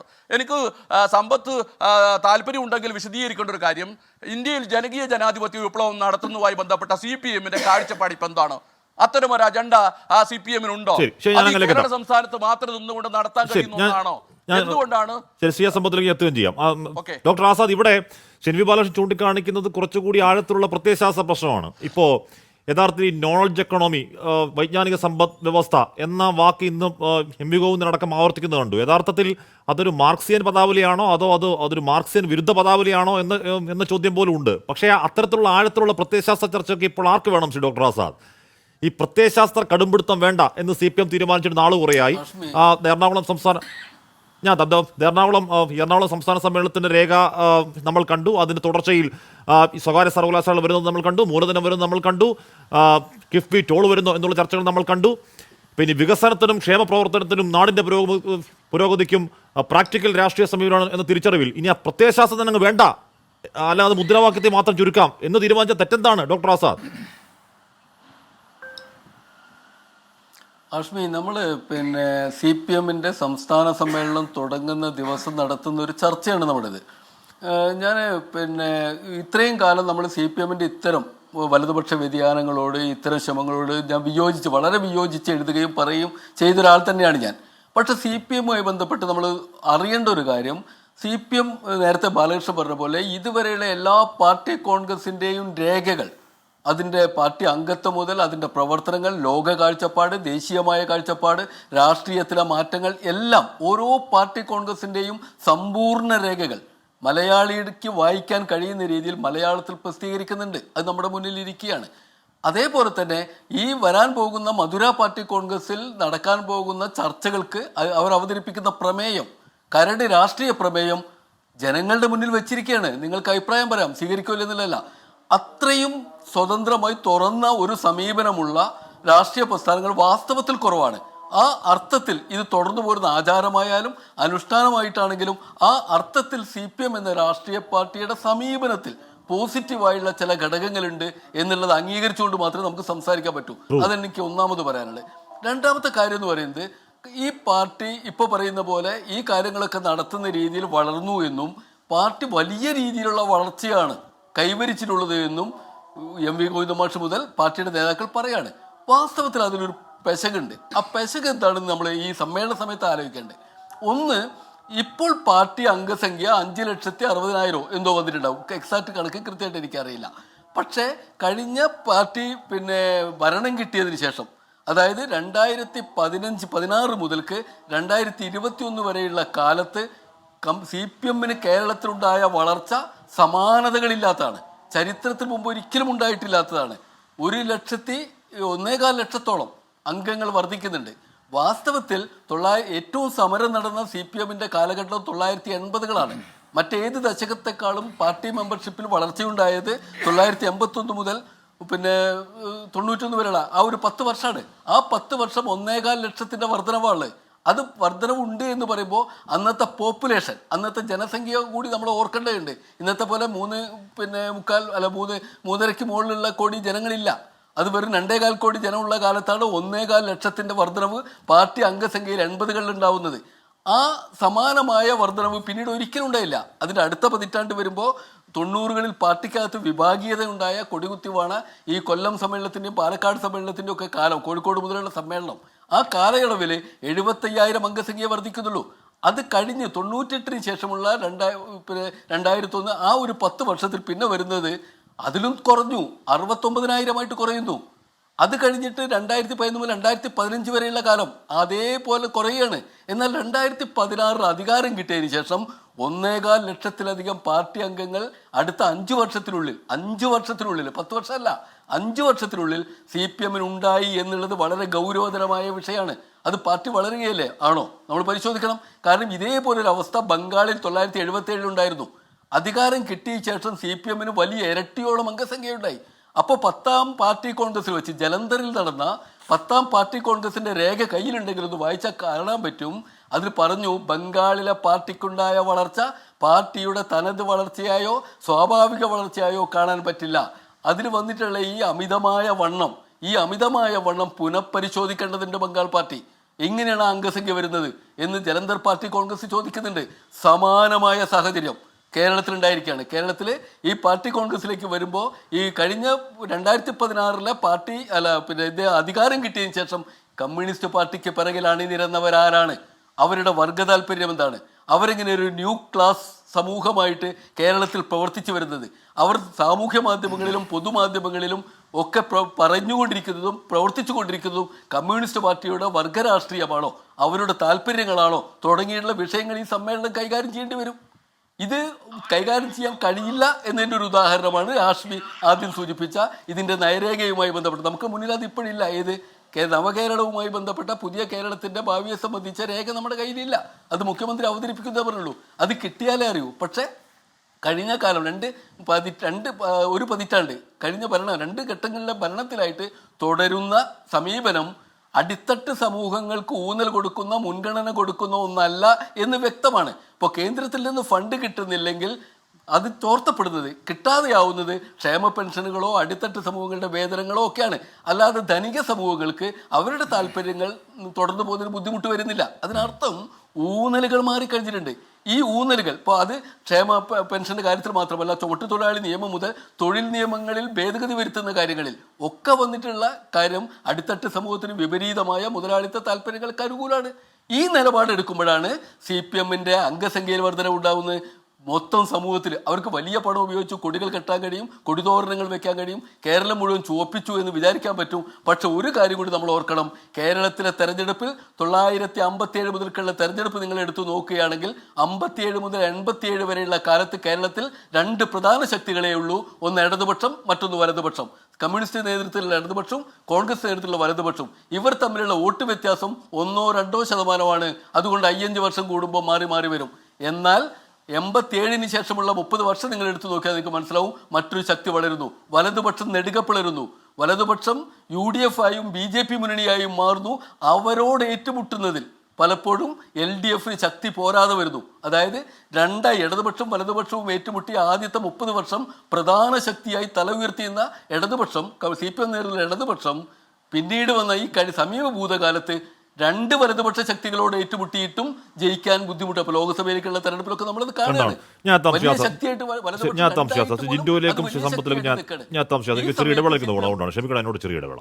ജിൻഡോ, ഈ 3-ാം മോദി സർക്കാർ വരുന്നതിന് മുമ്പ് ഇസ്ബാർ 400 പാർ എന്നൊരു മുദ്രാവാക്യം ഉണ്ടാവുകയും അതിൽ അന്നത്തെ പ്രതിപക്ഷം അസ്തപ്രജ്ഞ നിൽക്കുകയും 1-ാം ഘട്ട തെരഞ്ഞെടുപ്പ് കഴിയുമ്പോൾ മാത്രമാണ് ഈ മുദ്രാവാക്യം പൊള്ളയാണെന്ന് തിരിച്ചറിയുകയും പിന്നീട് പ്രതിപക്ഷം ഇറങ്ങുകയും അതിനെ മെരുക്കുകയും ഒക്കെ ചെയ്യുന്ന കാഴ്ച നമ്മൾ കണ്ടു. പക്ഷേ 3-ാം മോദി സർക്കാർ യാഥാർത്ഥ്യമാക്കി. ശ്രീ ജിൻഡോ, ഇവിടെ 1 അല്ല 2 അല്ല 3-ാം ഇടതുപക്ഷ മുന്നണി സർക്കാർ എന്നതാണ് അവരുടെ ടാഗ് ലൈൻ. നടക്കുന്ന ചർച്ചകൾ എന്താണ്? നടക്കുന്ന ചർച്ചകൾ 3-ാം ഊഴം ഉറപ്പിക്കുന്നു CPM. ആ CPM-നെ ആ സമയത്ത് നയിക്കുന്നത് പിണറായി വിജയനാണോ അതോ മറ്റൊരാളാണോ? പിണറായിക്ക് ഒരു ഊഴം കൂടി കൊടുക്കുമോ? തുടങ്ങിയ ചർച്ചകൾ, കേരളത്തിൻ്റെ രാഷ്ട്രീയ മണ്ഡലത്തിൽ നടക്കുന്ന ചർച്ചകൾ എന്താണ്? വരാൻ പോകുന്ന 3-ാം ഇടതുപക്ഷ സർക്കാരിൽ നയിക്കാൻ പോകുന്ന പിണറായി ആണോ അല്ലേ? ആ ചർച്ചകൾ ഈ സമയത്ത് അങ്ങനെ വികസിപ്പിക്കുന്നതിൽ CPM വിജയിക്കുന്നില്ല ജിൻഡോ? ഹാഷ്മി, 2 കാര്യമുണ്ട് ഹാഷ്മിയുടെ ചോദ്യത്തിൽ. ഒന്ന്, ഹാഷ്മി ഒരു പ്രധാനപ്പെട്ട ഒരു മാധ്യമ പ്രവർത്തനമാണ്. സ്വാഭാവികമായിട്ട് 24 ചാനൽ ഇവരുടെ സംസ്ഥാന സമ്മേളനം നടക്കുന്ന അതേ കാലയളവിൽ തന്നെ കേരളത്തിലെ തെരുവിലിറങ്ങിയിട്ട് സാധാരണക്കാരോട് ചോദിക്കണം, പാവപ്പെട്ടവരോട് സാധാരണക്കാരോട് ചോദിക്കണം, 3-ാമത് പിണറായി സർക്കാർ വരുന്നതിന് അനുകൂലമാണെന്ന്. ഞങ്ങൾ കോൺഗ്രസ്സുകാർ പ്രതിപക്ഷം പറയുന്നത് നിങ്ങൾ കേൾക്കണ്ട. ഇവർ ഈ CPM-ന്റെ നേതാക്കന്മാരല്ലാതെ ആരെങ്കിലും പിണറായി വിജയൻ്റെ സർക്കാരിൻ്റെ തുടർച്ച ഉണ്ടാകുമെന്ന് ഇപ്പോൾ പറയുന്നുണ്ടോ? ഇതിൽ നാട്ടുകാരോട് പറഞ്ഞിട്ട് 2-ാം പിണറായി സർക്കാർ വന്ന സാഹചര്യം നമുക്കറിയാം. നിപ്പയും കോവിഡൊക്കെ വന്ന് വലിയ ബുദ്ധിമുട്ടിൽ നാട്ടുകാരൊക്കെ നിൽക്കുന്ന സമയത്ത് ഇതിൻ്റെ സംരക്ഷകൻ പിണറായി വിജയനാണെന്നുള്ളൊരു PR വർക്കൊക്കെ നടത്തി വന്ന ഇന്ന് ആളുകൾക്ക് കാര്യം മനസ്സിലായി. കിറ്റ് കൊടുക്കുമെന്ന് പറഞ്ഞു, പിന്നീട് കിറ്റ് നമ്മൾ കണി കണ്ടിട്ടേ ഇല്ല. അപ്പോൾ ഇതൊക്കെ യാഥാർത്ഥ്യമാണെന്ന് ജനങ്ങളുടെ മുമ്പിലുണ്ട്. അപ്പോൾ അങ്ങനെ ഒരു സർവേ കൂടി നിങ്ങൾ നടത്തണം. നേരിട്ട് ആളുകളോട് ചോദിക്കുക, അത് പറ്റുമെങ്കിൽ ലൈവായിട്ട് കാണിക്കുക. അപ്പോൾ CPM-ന്റെ സംസ്ഥാന സമ്മേളനത്തിൽ പങ്കെടുക്കുന്ന നേതാക്കന്മാർക്ക് കൂടി ഒരു കുളിര് കിട്ടുമല്ലോ. ഇനി 2-ാമത്തത്, പിണറായി വിജയനെ നേതൃസ്ഥാനത്ത് തന്നെ നിർത്തി അദ്ദേഹം മത്സരിക്കുന്നില്ല, മാറി നിൽക്കും എന്നൊക്കെയുള്ള ചർച്ചകൾ പലതരത്തിൽ വരുന്നു. ഞാൻ പറയുന്നത് പിണറായി വിജയൻ തന്നെയാണ് അടുത്ത മുഖ്യമന്ത്രി സ്ഥാനാർത്ഥി എന്ന് പ്രഖ്യാപിച്ചിട്ട് പിണറായി വിജയൻ എന്ന് പറഞ്ഞ ക്യാപ്റ്റന്റെ നേതൃത്വത്തിലാണ് ഇവർ മത്സരിക്കുന്നത് എന്ന് പറഞ്ഞ് വോട്ട് പിടിക്കാൻ ഇവർ തയ്യാറാകണം. കഴിഞ്ഞ 9 വർഷക്കാലം ഞങ്ങൾ നടത്തിയ വികസന പ്രവർത്തനങ്ങൾ ഞങ്ങൾ അല്ല അങ്ങനെ അവർ പറയുന്നില്ലല്ലോ. ജിൻഡോ, CPM പറയുന്നതാണ്, CPM-ന് ഈ തരത്തിലുള്ള മാനദണ്ഡങ്ങൾ ഇളവുള്ള രാജ്യത്തെ ഏക നേതാവ് ആരാണ്? അത് പിണറായി വിജയനാണ്. 2 ടൈമിൽ കൂടുതൽ മത്സരിക്കുക, ഇനി മത്സരിക്കേണ്ടതുണ്ടോ എന്ന മാനദണ്ഡം മാറ്റം വരികയാണ്. അതിൽ ഇളവുണ്ടാകുന്ന ഏക നേതാവാരാകും? ഒരുപക്ഷെ പിണറായി വിജയനാകും. ഇന്നിപ്പോൾ 3-ാം ഇടതുപക്ഷ സർക്കാർ വരികയാണെങ്കിൽ ചെയ്യേണ്ട മാനിഫെസ്റ്റോ, ഈ നവകേരള നയരേഖ അവതരിപ്പിക്കുന്ന ആരാണ്? അത് പിണറായി വിജയനാണ്. അതിൽ കൂടെ അവർ നൽകുന്ന സന്ദേശം എന്താണ്? നയിക്കാൻ പോകുന്ന പിണറായി എന്ന് തന്നെയല്ലേ ജിൻഡോ? അല്ല, ആ സന്ദേശത്തിൽ നമ്മൾ വിശ്വസിക്കേണ്ട ഹാഷ്മി. കഴിഞ്ഞ ലോക്സഭാ തെരഞ്ഞെടുപ്പിന്റെ സമയത്ത് നമ്മൾ ചോദിച്ചല്ലോ, ഈ സംസ്ഥാന സർക്കാരിന്റെ വിജയം ജനങ്ങൾക്ക് മുമ്പിൽ വെച്ചിട്ടുള്ള വികസന പ്രവർത്തനങ്ങളുടെ വിലയിരുത്തലാകുമോ തെരഞ്ഞെടുപ്പ് റിസൾട്ട് എന്ന് ചോദിച്ചപ്പോൾ അത് ഏറ്റെടുക്കാൻ സംസ്ഥാന സെക്രട്ടറി MV ഗോവിന്ദനോ അന്നത്തെ മുഖ്യമന്ത്രി പിണറായി വിജയനോ സാധിച്ചില്ല. റിസൾട്ട് വന്നപ്പോൾ അവർക്ക് മനസ്സിലായി അടപടലം പൊട്ടുവെന്ന്. അപ്പൊ അത് നേരത്തെ മനസ്സിലാക്കിയത് കൊണ്ട് അവരത് ഏറ്റെടുത്തില്ല. ഇനി ഹാഷ്മി ചോദിച്ച ചോദ്യം, പിണറായി വിജയനാണ് നയരേഖ അവസരം കൊടുക്കുന്നത്. 4 ദിവസ സമ്മേളനത്തിൽ 2 ദിവസം പിണറായി തന്നെയാണ് ഫോക്കസ് പോയിന്റ്. നയരേഖ അവതരണം അതിന് മറുപടിക്കൊക്കെ ഏകദേശം 6 മണിക്കൂറിലധികമാണ് പിണറായി മാത്രം സമ്മേളനത്തിൽ ശ്രദ്ധാകേന്ദ്രമാവുന്നത്. ജിൻഡോ, അപ്പൊ മുന്നിൽ നിർത്തി പിണറായി അല്ലാതെ മറ്റാരെയാണ്?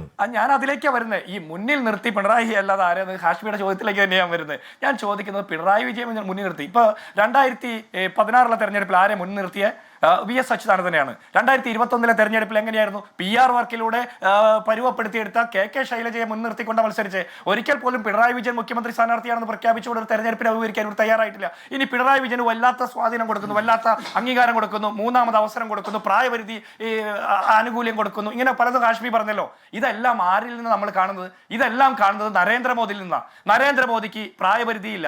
നരേന്ദ്രമോദി നമ്മളെന്താ അദ്വാനിനെയൊക്കെ ഒഴിവാക്കിയ പോലെ, മുരളി മനോഹർ ജോഷിയൊക്കെ ഒഴിവാക്കിയ പോലെ പലരെയും ഒഴിവാക്കിക്കൊണ്ട് നരേന്ദ്രമോദിയെ പ്രതിഷ്ഠിച്ച അതേ രീതി ഇവിടെ കേരളത്തിൽ നടക്കുക. മറ്റു നേതാക്കന്മാർക്കൊക്കെ 75 വയസ്സിൽ നിന്ന് പ്രായപരിധി പറഞ്ഞിട്ട് അവരെയൊക്കെ വീട്ടിലിരുത്തി. പിണറായി വിജയൻ ആ പ്രായപരിധിയിൽ ഇളവ് കൊടുക്കുന്നു. പിണറായി വിജയൻ നയരേഖ അവതരിപ്പിക്കുന്നു. പിണറായി വിജയൻ തന്നെ പാർട്ടിയായിട്ട് മാറുന്നു. അതാണ് ഇവിടെ സംഭവിക്കുന്നത്. ഒരു പാർട്ടി അപ്പാടെ ഒരു നേതാവിലേക്ക് ഒതുക്കപ്പെടുകയാണ്. ഇതാണ് സർവാധിപത്യം. ഇത് പിണറായി വിജയന്റെ സർവാധിപത്യം. ഇത് communist party of India Marxist അല്ല, ഇത് communist party of Kerala Pinarayi വിജയനാണ്. അപ്പൊ അങ്ങനെ തന്നെ നമ്മൾ ഇതിനെ പറയണം. ഇവർ തെറ്റിദ്ധരിത്തിൽ വികസന നയരേഖ എന്നൊക്കെ പറയുന്നു. തെറ്റിദ്ധരുത്തുക എന്ന് പറഞ്ഞാൽ മുൻപുണ്ടായത് തെറ്റാണെന്ന് പറയണം. അപ്പൊ മുൻപ് നടന്ന തെറ്റുകൾ തിരുത്തിയിട്ട് ആ തെറ്റുകൾ സംഭവിച്ചു പോയി ഏറ്റു പറഞ്ഞിട്ട് വേണം പുതിയ നയരേഖ അവതരിപ്പിക്കാൻ. ഈ കേരളത്തിന്റെ വികസനത്തെ 10-30 വർഷക്കാലം പുറകോട്ട് നയിച്ചത് ഞങ്ങളുടെ തെറ്റായ കാഴ്ചപ്പാടിന്റെ പുറത്തുള്ള അനാവശ്യ സമരങ്ങളും അനാവശ്യ ബഹളങ്ങളും അക്രമങ്ങളും ആയിരുന്നു എന്ന് ഇവർ സമ്മതിച്ചിട്ട് വേണം ഈ തെറ്റിദ്ധരുത്തൽ നയരേഖ, വികസന നയരേഖ എന്നൊക്കെ പറയാൻ വേണ്ടിയിട്ട്. പിന്നെ ഈ പറഞ്ഞ ഞാൻ ഒരു കാര്യം കൂടി പറയാം. ഈ MV ഗോവിന്ദന്റെ പേര് പറയാനായിട്ട് ഗോവിന്ദൻ എന്ന് വിളിച്ചു. ഗോവിന്ദൻ എന്നുള്ള പേരല്ലേ സമ്പത്ത് മാഷയെ വിളിച്ചുള്ളൂ. അല്ലാതെ പിണറായി വിജയൻ നമ്മുടെ NK പ്രേമചന്ദ്രനെ വിളിച്ച പോലെയോ അല്ലെങ്കിൽ താമരശ്ശേരി ബിഷാപ്പിനെ വിളിച്ച പോലെയോ ഒന്നും MV ഗോവിന്ദൻ എന്ന് പറഞ്ഞ CPMന്റെ സംസ്ഥാന സെക്രട്ടറിയെ ആരും വിളിക്കുന്നില്ലല്ലോ. അത് ഈ കാലത്ത് ഇതുപോലെ ഭരിച്ച് നാടിനെ മുടിക്കുന്ന കാലത്ത് CPMന്റെ സംസ്ഥാന സെക്രട്ടറിക്ക് നാട്ടുകാർ കൊടുക്കുന്ന ഒരു വലിയ ആനുകൂല്യമായിട്ട് സമ്പത്തിനെ പോലുള്ള ആളുകൾ കരുതണം എന്നാണ് എനിക്ക് പറയാനുള്ളത്. ശരി, CA സമ്പത്ത്, ഇവിടെ താങ്കൾ പറയുന്നത് പോലെ എന്താണ് ഈ പറയുന്ന പ്രത്യയശാസ്ത്രം മാത്രം പിടിച്ചുകൊണ്ട് എന്നാൽ മാറിയ കാലത്തിലേക്ക് അത് സാധ്യമാവില്ല. അത് ശരിയാണ്. പക്ഷെ ഞങ്ങൾ ആ അർത്ഥത്തിൽ തന്നെ മാറുകയാണ്. ഞങ്ങൾ ഈ പറയുന്ന സ്വകാര്യ മൂലധനത്തെ പ്രത്യയശാസ്ത്രപരമായി ശത്രുപക്ഷത്ത് നിർത്തിയ ആ സമീപനത്തിൽ ഞങ്ങൾ മാറ്റുകയാണ്. അല്ലെങ്കിൽ സ്വകാര്യ സർവകലാശാലകൾ വരവിനെ ഞങ്ങൾ നേരത്തെ എതിർത്തതിൽ ഞങ്ങൾ മാറുകയാണ്. അങ്ങനെ ഈ മാറ്റമില്ലാത്ത മാറ്റം മാത്രമാണ്. അത് ശരിയാണ്. സമൂഹത്തിന് നന്മയ്ക്ക് വേണ്ടി ഞങ്ങളുടെ ഭൂതകാലത്തിൽ നിന്ന് മാറി പുതിയ കാലത്തിലേക്ക് വരുന്നു എന്ന് പറഞ്ഞാൽ കുറച്ചുകൂടി ഒരു ബൗദ്ധിക സത്യസന്ധത ആ മാറ്റത്തിൽ ഉണ്ടാവില്ല ഡോക്ടർ എസ് സമ്പത്ത്. പക്ഷേ അപ്പോഴും ആ മാറ്റത്തെ ഞാൻ സ്വാഗതം ചെയ്യുകയുമാണ്. ശ്രീ എസ് സമ്പത്ത്. ഹാഷ്മിയെ താങ്കൾക്കും ജിൻഡോയ്ക്കും ശ്രീ ബാലകൃഷ്ണനും സ്വാഗതം ചെയ്യാനും അടച്ചാക്ഷേപിക്കാനും ആസാദ് ഉൾപ്പെടെ അദ്ദേഹം അതിൽ വേറെ അഭിപ്രായം പറഞ്ഞുവെങ്കിലും എല്ലാ സ്വാതന്ത്ര്യമുണ്ട്. നിങ്ങളുടെ ആ സ്വാതന്ത്ര്യത്തിന് വേണ്ടിയാണ് ഞങ്ങൾ നിലകൊള്ളുന്നത്. ഞങ്ങളെ വിമർശിക്കാനും ഞങ്ങളെ ഭത്സിക്കാനും ജുഗുപ്സാവഹമായ പദപ്രയോഗങ്ങൾ ഉപയോഗിക്കാനും ചിലപ്പോൾ ഒരുപക്ഷെ അത്തരം കാര്യങ്ങളിൽ ഒരു കാരണവശാലും ഉപയോഗിക്കാൻ പാടില്ലാത്തതായിട്ടുള്ള നുണപ്രചരണങ്ങളടക്കം നടത്തിയിരുന്നാലും ആ അവകാശങ്ങൾ അവർക്കുള്ളത് അത് സംരക്ഷിക്കപ്പെടണം എന്നാഗ്രഹിക്കുന്നവരാണ്. ഞങ്ങൾക്ക് നൊന്തിരുന്നാൽ പോലും ഞാൻ നേരത്തെ പറഞ്ഞല്ലോ, ഞാൻ കണ്ടതും കേട്ടതുമായ കാര്യങ്ങളെ സംബന്ധിച്ചുള്ളത് ഞാൻ അതിലേക്കൊന്നും ആവർത്തിക്കുന്നില്ല. CPIM എന്ത് എഴുതണം, എന്ത് മുദ്രാവാക്യം വിളിക്കണം, എങ്ങനെ സമ്മേളനം നടത്തണം, എന്തായിരിക്കണം നയം എന്ന് ഞങ്ങൾ തീരുമാനിക്കും. ആര് തീരുമാനിക്കും? കോൺഗ്രസ് തീരുമാനിക്കും. കാരണം ഞങ്ങളാണ് വലിയ പാർട്ടി. ഇൻഡുപ്പാപ്പാക്ക് ഒരു ആനയുണ്ടായിരുന്നു എന്നുള്ളത് കൊണ്ട് ഞങ്ങൾ പറയുന്നത് പോലെ, ഞങ്ങൾ എഴുതി കൊടുക്കുന്നത് പോലെ എന്നുള്ള നിലയിലേക്ക് ഇതൊരു സ്വതന്ത്ര രാഷ്ട്രീയ പാർട്ടിയാണ് എന്ന്, ഇത് ജനകീയ ജനാധിപത്യ വിപ്ലവം അതിൻ്റെ പാർട്ടി പരിപാടി ഇപ്പോഴും മാറ്റിയിട്ടില്ല. ആ ജനകീയ ജനാധിപത്യ വിപ്ലവത്തെ സംബന്ധിച്ച് എഴുതിയിട്ടുള്ള കാര്യങ്ങൾ അതെല്ലാം തന്നെ ഈ സ്വിച്ചിട്ടതുപോലെ ഇങ്ങോട്ടേക്ക് നടക്കുന്നതായ ഒരു കാര്യമല്ല. ചോദിക്കുകയാണ്, നിങ്ങൾ മുഖ്യമന്ത്രി സ്ഥാനാർത്ഥിയെ പ്രഖ്യാപിച്ചുകൊണ്ട് പിന്നെ പ്രധാനമന്ത്രി സ്ഥാനാർത്ഥിയെ പ്രഖ്യാപിച്ചുകൊണ്ട് അത്തരം കാര്യങ്ങളെല്ലാം നടത്തി പിന്നെ കാര്യങ്ങൾ എങ്ങോട്ട് പോയി? അത്തരം കാര്യങ്ങളിൽ പല സംസ്ഥാനങ്ങളിലും മുഖ്യമന്ത്രി സ്ഥാനാർത്ഥിയെ നേരത്തെ തന്നെ പ്രഖ്യാപിച്ച് അത്തരം കാര്യങ്ങളിലെല്ലാം തന്നെ വോട്ടുപിടുത്തമെല്ലാം നടത്തിയല്ലോ. മൃദു ഹിന്ദുത്വ സമീപനത്തിന് സ്വാമിമാരുടെ പടം കൂടി അതിൻ്റെ കൂടെ വെച്ചുകൊണ്ട്, ഓർമ്മയില്ലേ പണ്ട് ഈ ഭിന്ദ്രൻമാല എന്ന കള്ളസന്യാസിയുടെ പടം കൂടെ വെച്ചുകൊണ്ട് ഭാവി മുഖ്യമന്ത്രി സ്ഥാനാർത്ഥിയും ഭാവി പ്രധാനമന്ത്രി സ്ഥാനാർത്ഥിയും കൂടി അത്തരത്തിൽ വെച്ചുകൊണ്ട്, അന്നൊക്കെ ഈ കോൺഗ്രസിൻ്റെ ചങ്ങാതി വള്ളി നിക്കരട്ട പ്രായത്തിൽ മാത്രമേ ആയിരുന്നുള്ളൂ. ഒരു പാർട്ടി, കമ്മ്യൂണിസ്റ്റ് പാർട്ടി, ആ പാർട്ടിയുടെ സംഘടനാപരമായ അതിൻ്റേതായിട്ടുള്ള കാര്യങ്ങൾ വിശകലനം ചെയ്യുന്നത്, അത് ദീർഘമായി വിശകലനം ചെയ്യുമ്പോൾ ആ പാർട്ടിക്ക് ഭരണം ലഭിക്കുകയാണ് എങ്കിൽ അതുമായി ബന്ധപ്പെട്ട് ചെയ്യുന്ന കാര്യങ്ങളെ സംബന്ധിച്ച് കൂടി തീരുമാനിക്കും. എവിടെ? സമ്മേളനത്തിൽ. അതിനനുസരിച്ചുള്ള രാഷ്ട്രീയ സാഹചര്യം ഒരുക്കാൻ. ആഷ്മി, നമ്മളൊക്കെ ജനിക്കുന്നതിന് മുമ്പാണ് അവിഭക്ത കമ്മ്യൂണിസ്റ്റ് പാർട്ടി പിറക്കാനിരിക്കുന്ന കേരളത്തിൽ. അപ്പോൾ ചോദിച്ചു അന്ന് കോൺഗ്രസ്സുകാർ, കേരളമേ ഉണ്ടായിട്ടില്ല, ഒരു കുട്ടി തന്നെ ഭ്രൂണാവസ്ഥയിൽ പോലും ആയിട്ടില്ല, നിങ്ങളൊക്കെ അങ്ങ് നടക്കുകയാണ്. ഐക്യ കേരള സംസ്ഥാനം EMS എഴുതി, കേരളം മലയാളികളുടെ മാതൃഭൂമി. അപ്പോൾ വേറെ പല കാര്യങ്ങളും ഉണ്ടായിരുന്നു. അങ്ങനെ കമ്മട്ടത്തിൽ അടിച്ചു വന്ന നാണയം എന്നൊക്കെ പറഞ്ഞ് EMS പറഞ്ഞതുപോലുള്ള പല കാര്യങ്ങളും. തിരുവിതാംകൂറും കൊച്ചിയും മലബാറുമായിരുന്ന കാലത്ത് അത്തരത്തിൽ കമ്മ്യൂണിസ്റ്റ് പാർട്ടി തന്നെ, അത് EMS എഴുതിയെന്ന് പറയുന്നത് കമ്മ്യൂണിസ്റ്റ് പാർട്ടി നിയോഗിച്ചതിൻ്റെ അടിസ്ഥാനത്തിലാണ്. EMSൻ്റെ ബൗദ്ധികമായിട്ടുള്ള ആ കരുത്തെല്ലാം ഉണ്ടായിരുന്നു എന്നുള്ളത് ശരി. ഒപ്പം കമ്മ്യൂണിസ്റ്റ് പാർട്ടിയുടെ ആ പാർട്ടി സംസ്ഥാന സമ്മേളനം പിറക്കാനിരിക്കുന്ന കേരളത്തിൽ കമ്മ്യൂണിസ്റ്റ് പാർട്ടി അധികാരത്തിൽ വന്നാൽ ചെയ്യാൻ പോകുന്നതായിട്ടുള്ള കാര്യങ്ങളെ സംബന്ധിച്ച് തീരുമാനമെടുത്തു. പാർട്ടിയുടെ സംസ്ഥാന സമ്മേളനത്തിലെ പ്രമേയം, നമ്മളൊന്നും ജനിച്ചിട്ടില്ല, ഇത് കേട്ടുകൊണ്ടിരിക്കുന്ന പ്രായമായ ചില ആളുകൾ ഒഴികെ, ആ സംസ്ഥാന സമ്മേളന പ്രമേയത്തിലാണ് പറയുന്നത് ഭൂപരിഷ്കരണ നടപടികളെക്കുറിച്ച് കോൺഗ്രസ്സാണ് പറഞ്ഞതെങ്കിലും ആദ്യം നടപ്പാക്കിയത് കേരളത്തിൽ, പിന്നീട് നടപ്പാക്കിയത് ജമ്മു കാശ്മീരിൽ. ആ സംസ്ഥാന സമ്മേളനത്തിൽ അവതരിപ്പിച്ച പ്രമേയത്തിലാണ് ജയിൽ പരിഷ്കരണം ഉൾപ്പെടെ വിദ്യാഭ്യാസ മേഖലയിലെ പരിഷ്കരണം ഉൾപ്പെടെയുള്ള കാര്യങ്ങളെ സംബന്ധിച്ച് പറയുന്നത്. ആ പ്രമേയത്തിൽ പറയുകയാണ് തൊഴിൽ തർക്കങ്ങളിൽ പോലീസ് ഇടപെടരുത് എന്നുള്ള കാര്യങ്ങളെ സംബന്ധിച്ച്. EMS ഗവൺമെൻറ് വന്നതിന് ശേഷം ഇക്കാര്യങ്ങൾ നടപ്പാക്കപ്പെട്ടതുകൊണ്ട് കനത്ത വില കൊടുക്കേണ്ടി വന്നു എന്നുമുള്ളത് ശരി. ഇനി സഖാവ് VK നായനാർ അധികാരത്തിൽ വരുന്നതിന് മുമ്പുള്ള പാർട്ടി സംസ്ഥാന സമ്മേളനത്തിൻ്റെ രേഖ ഉണ്ടാവുമല്ലോ നമ്മുടെ ചില ചങ്ങാതിമാരുടെ കയ്യിലെങ്കിലും. ഇവിടെ സാമൂഹ്യ സുരക്ഷയുമായി ബന്ധപ്പെട്ട കാര്യത്തെ സംബന്ധിച്ച് പരാമർശിക്കുന്നുണ്ട്. ഇന്ത്യയിൽ ആദ്യമായി 45 രൂപ പ്രതിമാസ പെൻഷൻ കൊടുക്കുന്നത് ആ ഗവൺമെൻറ് തീരുമാനമെടുക്കുന്നത് പാർട്ടിയുടെ സംസ്ഥാന സമ്മേളനത്തിൻ്റെ തീരുമാനത്തിൻ്റെ ഭാഗമായിട്ടാണ്. ഇപ്പോൾ ഇവിടെ പറയുകയാണ് സഖാവ് പിണറായി വിജയൻ ഒരു നവകേരള രേഖ അവതരിപ്പിക്കുന്നു എന്ന്. പല സമ്മേളനങ്ങളിലും പങ്കെടുത്ത ചങ്ങാതിമാർ ഇവിടെയുണ്ട്. ഞാൻ 2 പാർട്ടി സമ്മേളനത്തിൽ പ്രതിനിധിയായി, പാർട്ടി കോൺഗ്രസിൽ പ്രതിനിധിയും 2 പാർട്ടി കോൺഗ്രസ്സുകളിൽ നിരീക്ഷകനായും പങ്കെടുത്തയാളാണ് ഞാൻ ഒരു 7 സംസ്ഥാന സമ്മേളനങ്ങളിൽ പങ്കെടുക്കുകയും SFIയുടെയും അതുപോലെ തന്നെ മറ്റ് സംഘടനകളുടെയും പാർട്ടിയുടെയും ആ സമ്മേളനങ്ങളുമായി ബന്ധപ്പെട്ട് നടത്തിപ്പുകാരനായി നിന്ന ഒരാളുമാണ്. ഇതിൻ്റെ പാരമ്പര്യമൊന്നും പറയാനല്ല, ഇത് കൊടികെട്ടിയത് മുതൽ നടത്തിയത് മുതൽ സമ്മേളനവുമായി ബന്ധപ്പെട്ട് അതിൻ്റെ പരിഭാഷ ഉൾപ്പെടെയുള്ള പല കാര്യങ്ങളിലും പങ്കെടുത്ത ഒരാളെന്നുള്ള നിലയിൽ വിനീതമായി പറഞ്ഞു എന്നേ ഉള്ളൂ. കമ്മ്യൂണിസ്റ്റുകാരൻ തന്നെയാണ്. 6 കൊല്ലത്തിന് മുമ്പേ ഹാഷ്മി അന്ന് മാധ്യമപ്രവർത്തകനായിരിക്കുമല്ലോ. പാർട്ടിയുടെ സംസ്ഥാന സമ്മേളനം നടക്കുമ്പോൾ കേരളത്തിൽ 1ാം പിണറായി സർക്കാർ അധികാരത്തിൽ വന്നതിന് ശേഷം നവകേരള സൃഷ്ടിയുമായി ബന്ധപ്പെട്ടൊരു രേഖ അവതരിപ്പിച്ചു. ആ രേഖ അവതരിപ്പിക്കാനായി പാർട്ടിയുടെ സംസ്ഥാന കമ്മിറ്റി ചുമതലപ്പെടുത്തിയത് കേരളത്തിൻ്റെ മുഖ്യമന്ത്രി സഖാവ് പിണറായി വിജയനെയാണ്. അദ്ദേഹം എഴുതിക്കൊണ്ടുവന്നത് മാത്രമല്ല, അത് അവതരിപ്പിച്ചത് പാർട്ടിയുടെ സംസ്ഥാന കമ്മിറ്റി അംഗീകരിച്ചത്, സംസ്ഥാന സെക്രട്ടേറിയറ്റ് രൂപരേഖ തയ്യാറാക്കിയത് നവകേരള നിർമ്മിതിയുമായി ബന്ധപ്പെട്ട് എങ്ങനെ ആയിരിക്കണം എന്നുള്ളതിനെ സംബന്ധിച്ചാണ്. അന്നും അവതരിപ്പിച്ചത് കേരളത്തിൻ്റെ മുഖ്യമന്ത്രി. പാർട്ടി രേഖയാണെങ്കിൽ അത് സ്റ്റേറ്റ് കമ്മിറ്റി ചർച്ച ചെയ്ത് അംഗീകരിച്ച് താഴേക്ക് വിട്ടാലും മതിയല്ലോ. ഇപ്പൊ സമ്മേളന രേഖ വരുന്നത് ഈ കഴിഞ്ഞ കാലം മുതൽ ശീലമല്ലേ? താങ്കൾ പറഞ്ഞ ശീലമാണ് ആദ്യ ശീലം. അത് സാധാരണ 3 കൊല്ലത്തെ രാഷ്ട്രീയ സംഘടന അവലോകനം ചെയ്തുള്ള റിപ്പോർട്ടും അതിന്മേലുള്ള ചർച്ചയും പുതിയതായിട്ട് എടുക്കേണ്ട കർമ്മോദികൾ തീരുമാനിച്ച് സമ്മേളനം പിരിയുകയല്ലേ? അതിൽ ഈ പുതിയ ശീലം പിണറായി വിജയൻ മാത്രം വരുമ്പോൾ ഉണ്ടാവുന്നത് എന്തുകൊണ്ടാണ് സമ്പത്ത്? അല്ല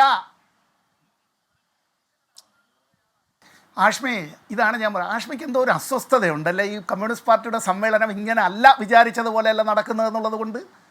6 കൊല്ലത്തിന് മുമ്പ് നടന്ന സംസ്ഥാന സമ്മേളനത്തിൽ ഇത് അവതരിപ്പിക്കുകയും ആ റിപ്പോർട്ട് ചിലപ്പോൾ ഉണ്ടാവും അത്തരത്തിലുള്ളത്. I am happy if you are irritated ആ കാര്യത്തിൽ. ഞാൻ ആ ചർച്ചയിൽ പങ്കെടുത്ത ആളാണ്. അതുകൊണ്ടാണ് ഞാൻ ഇത്ര ആധികാരികമായി പറഞ്ഞത്. ആ ചർച്ചയിൽ ഞാൻ പങ്കെടുത്തയാളാണ്.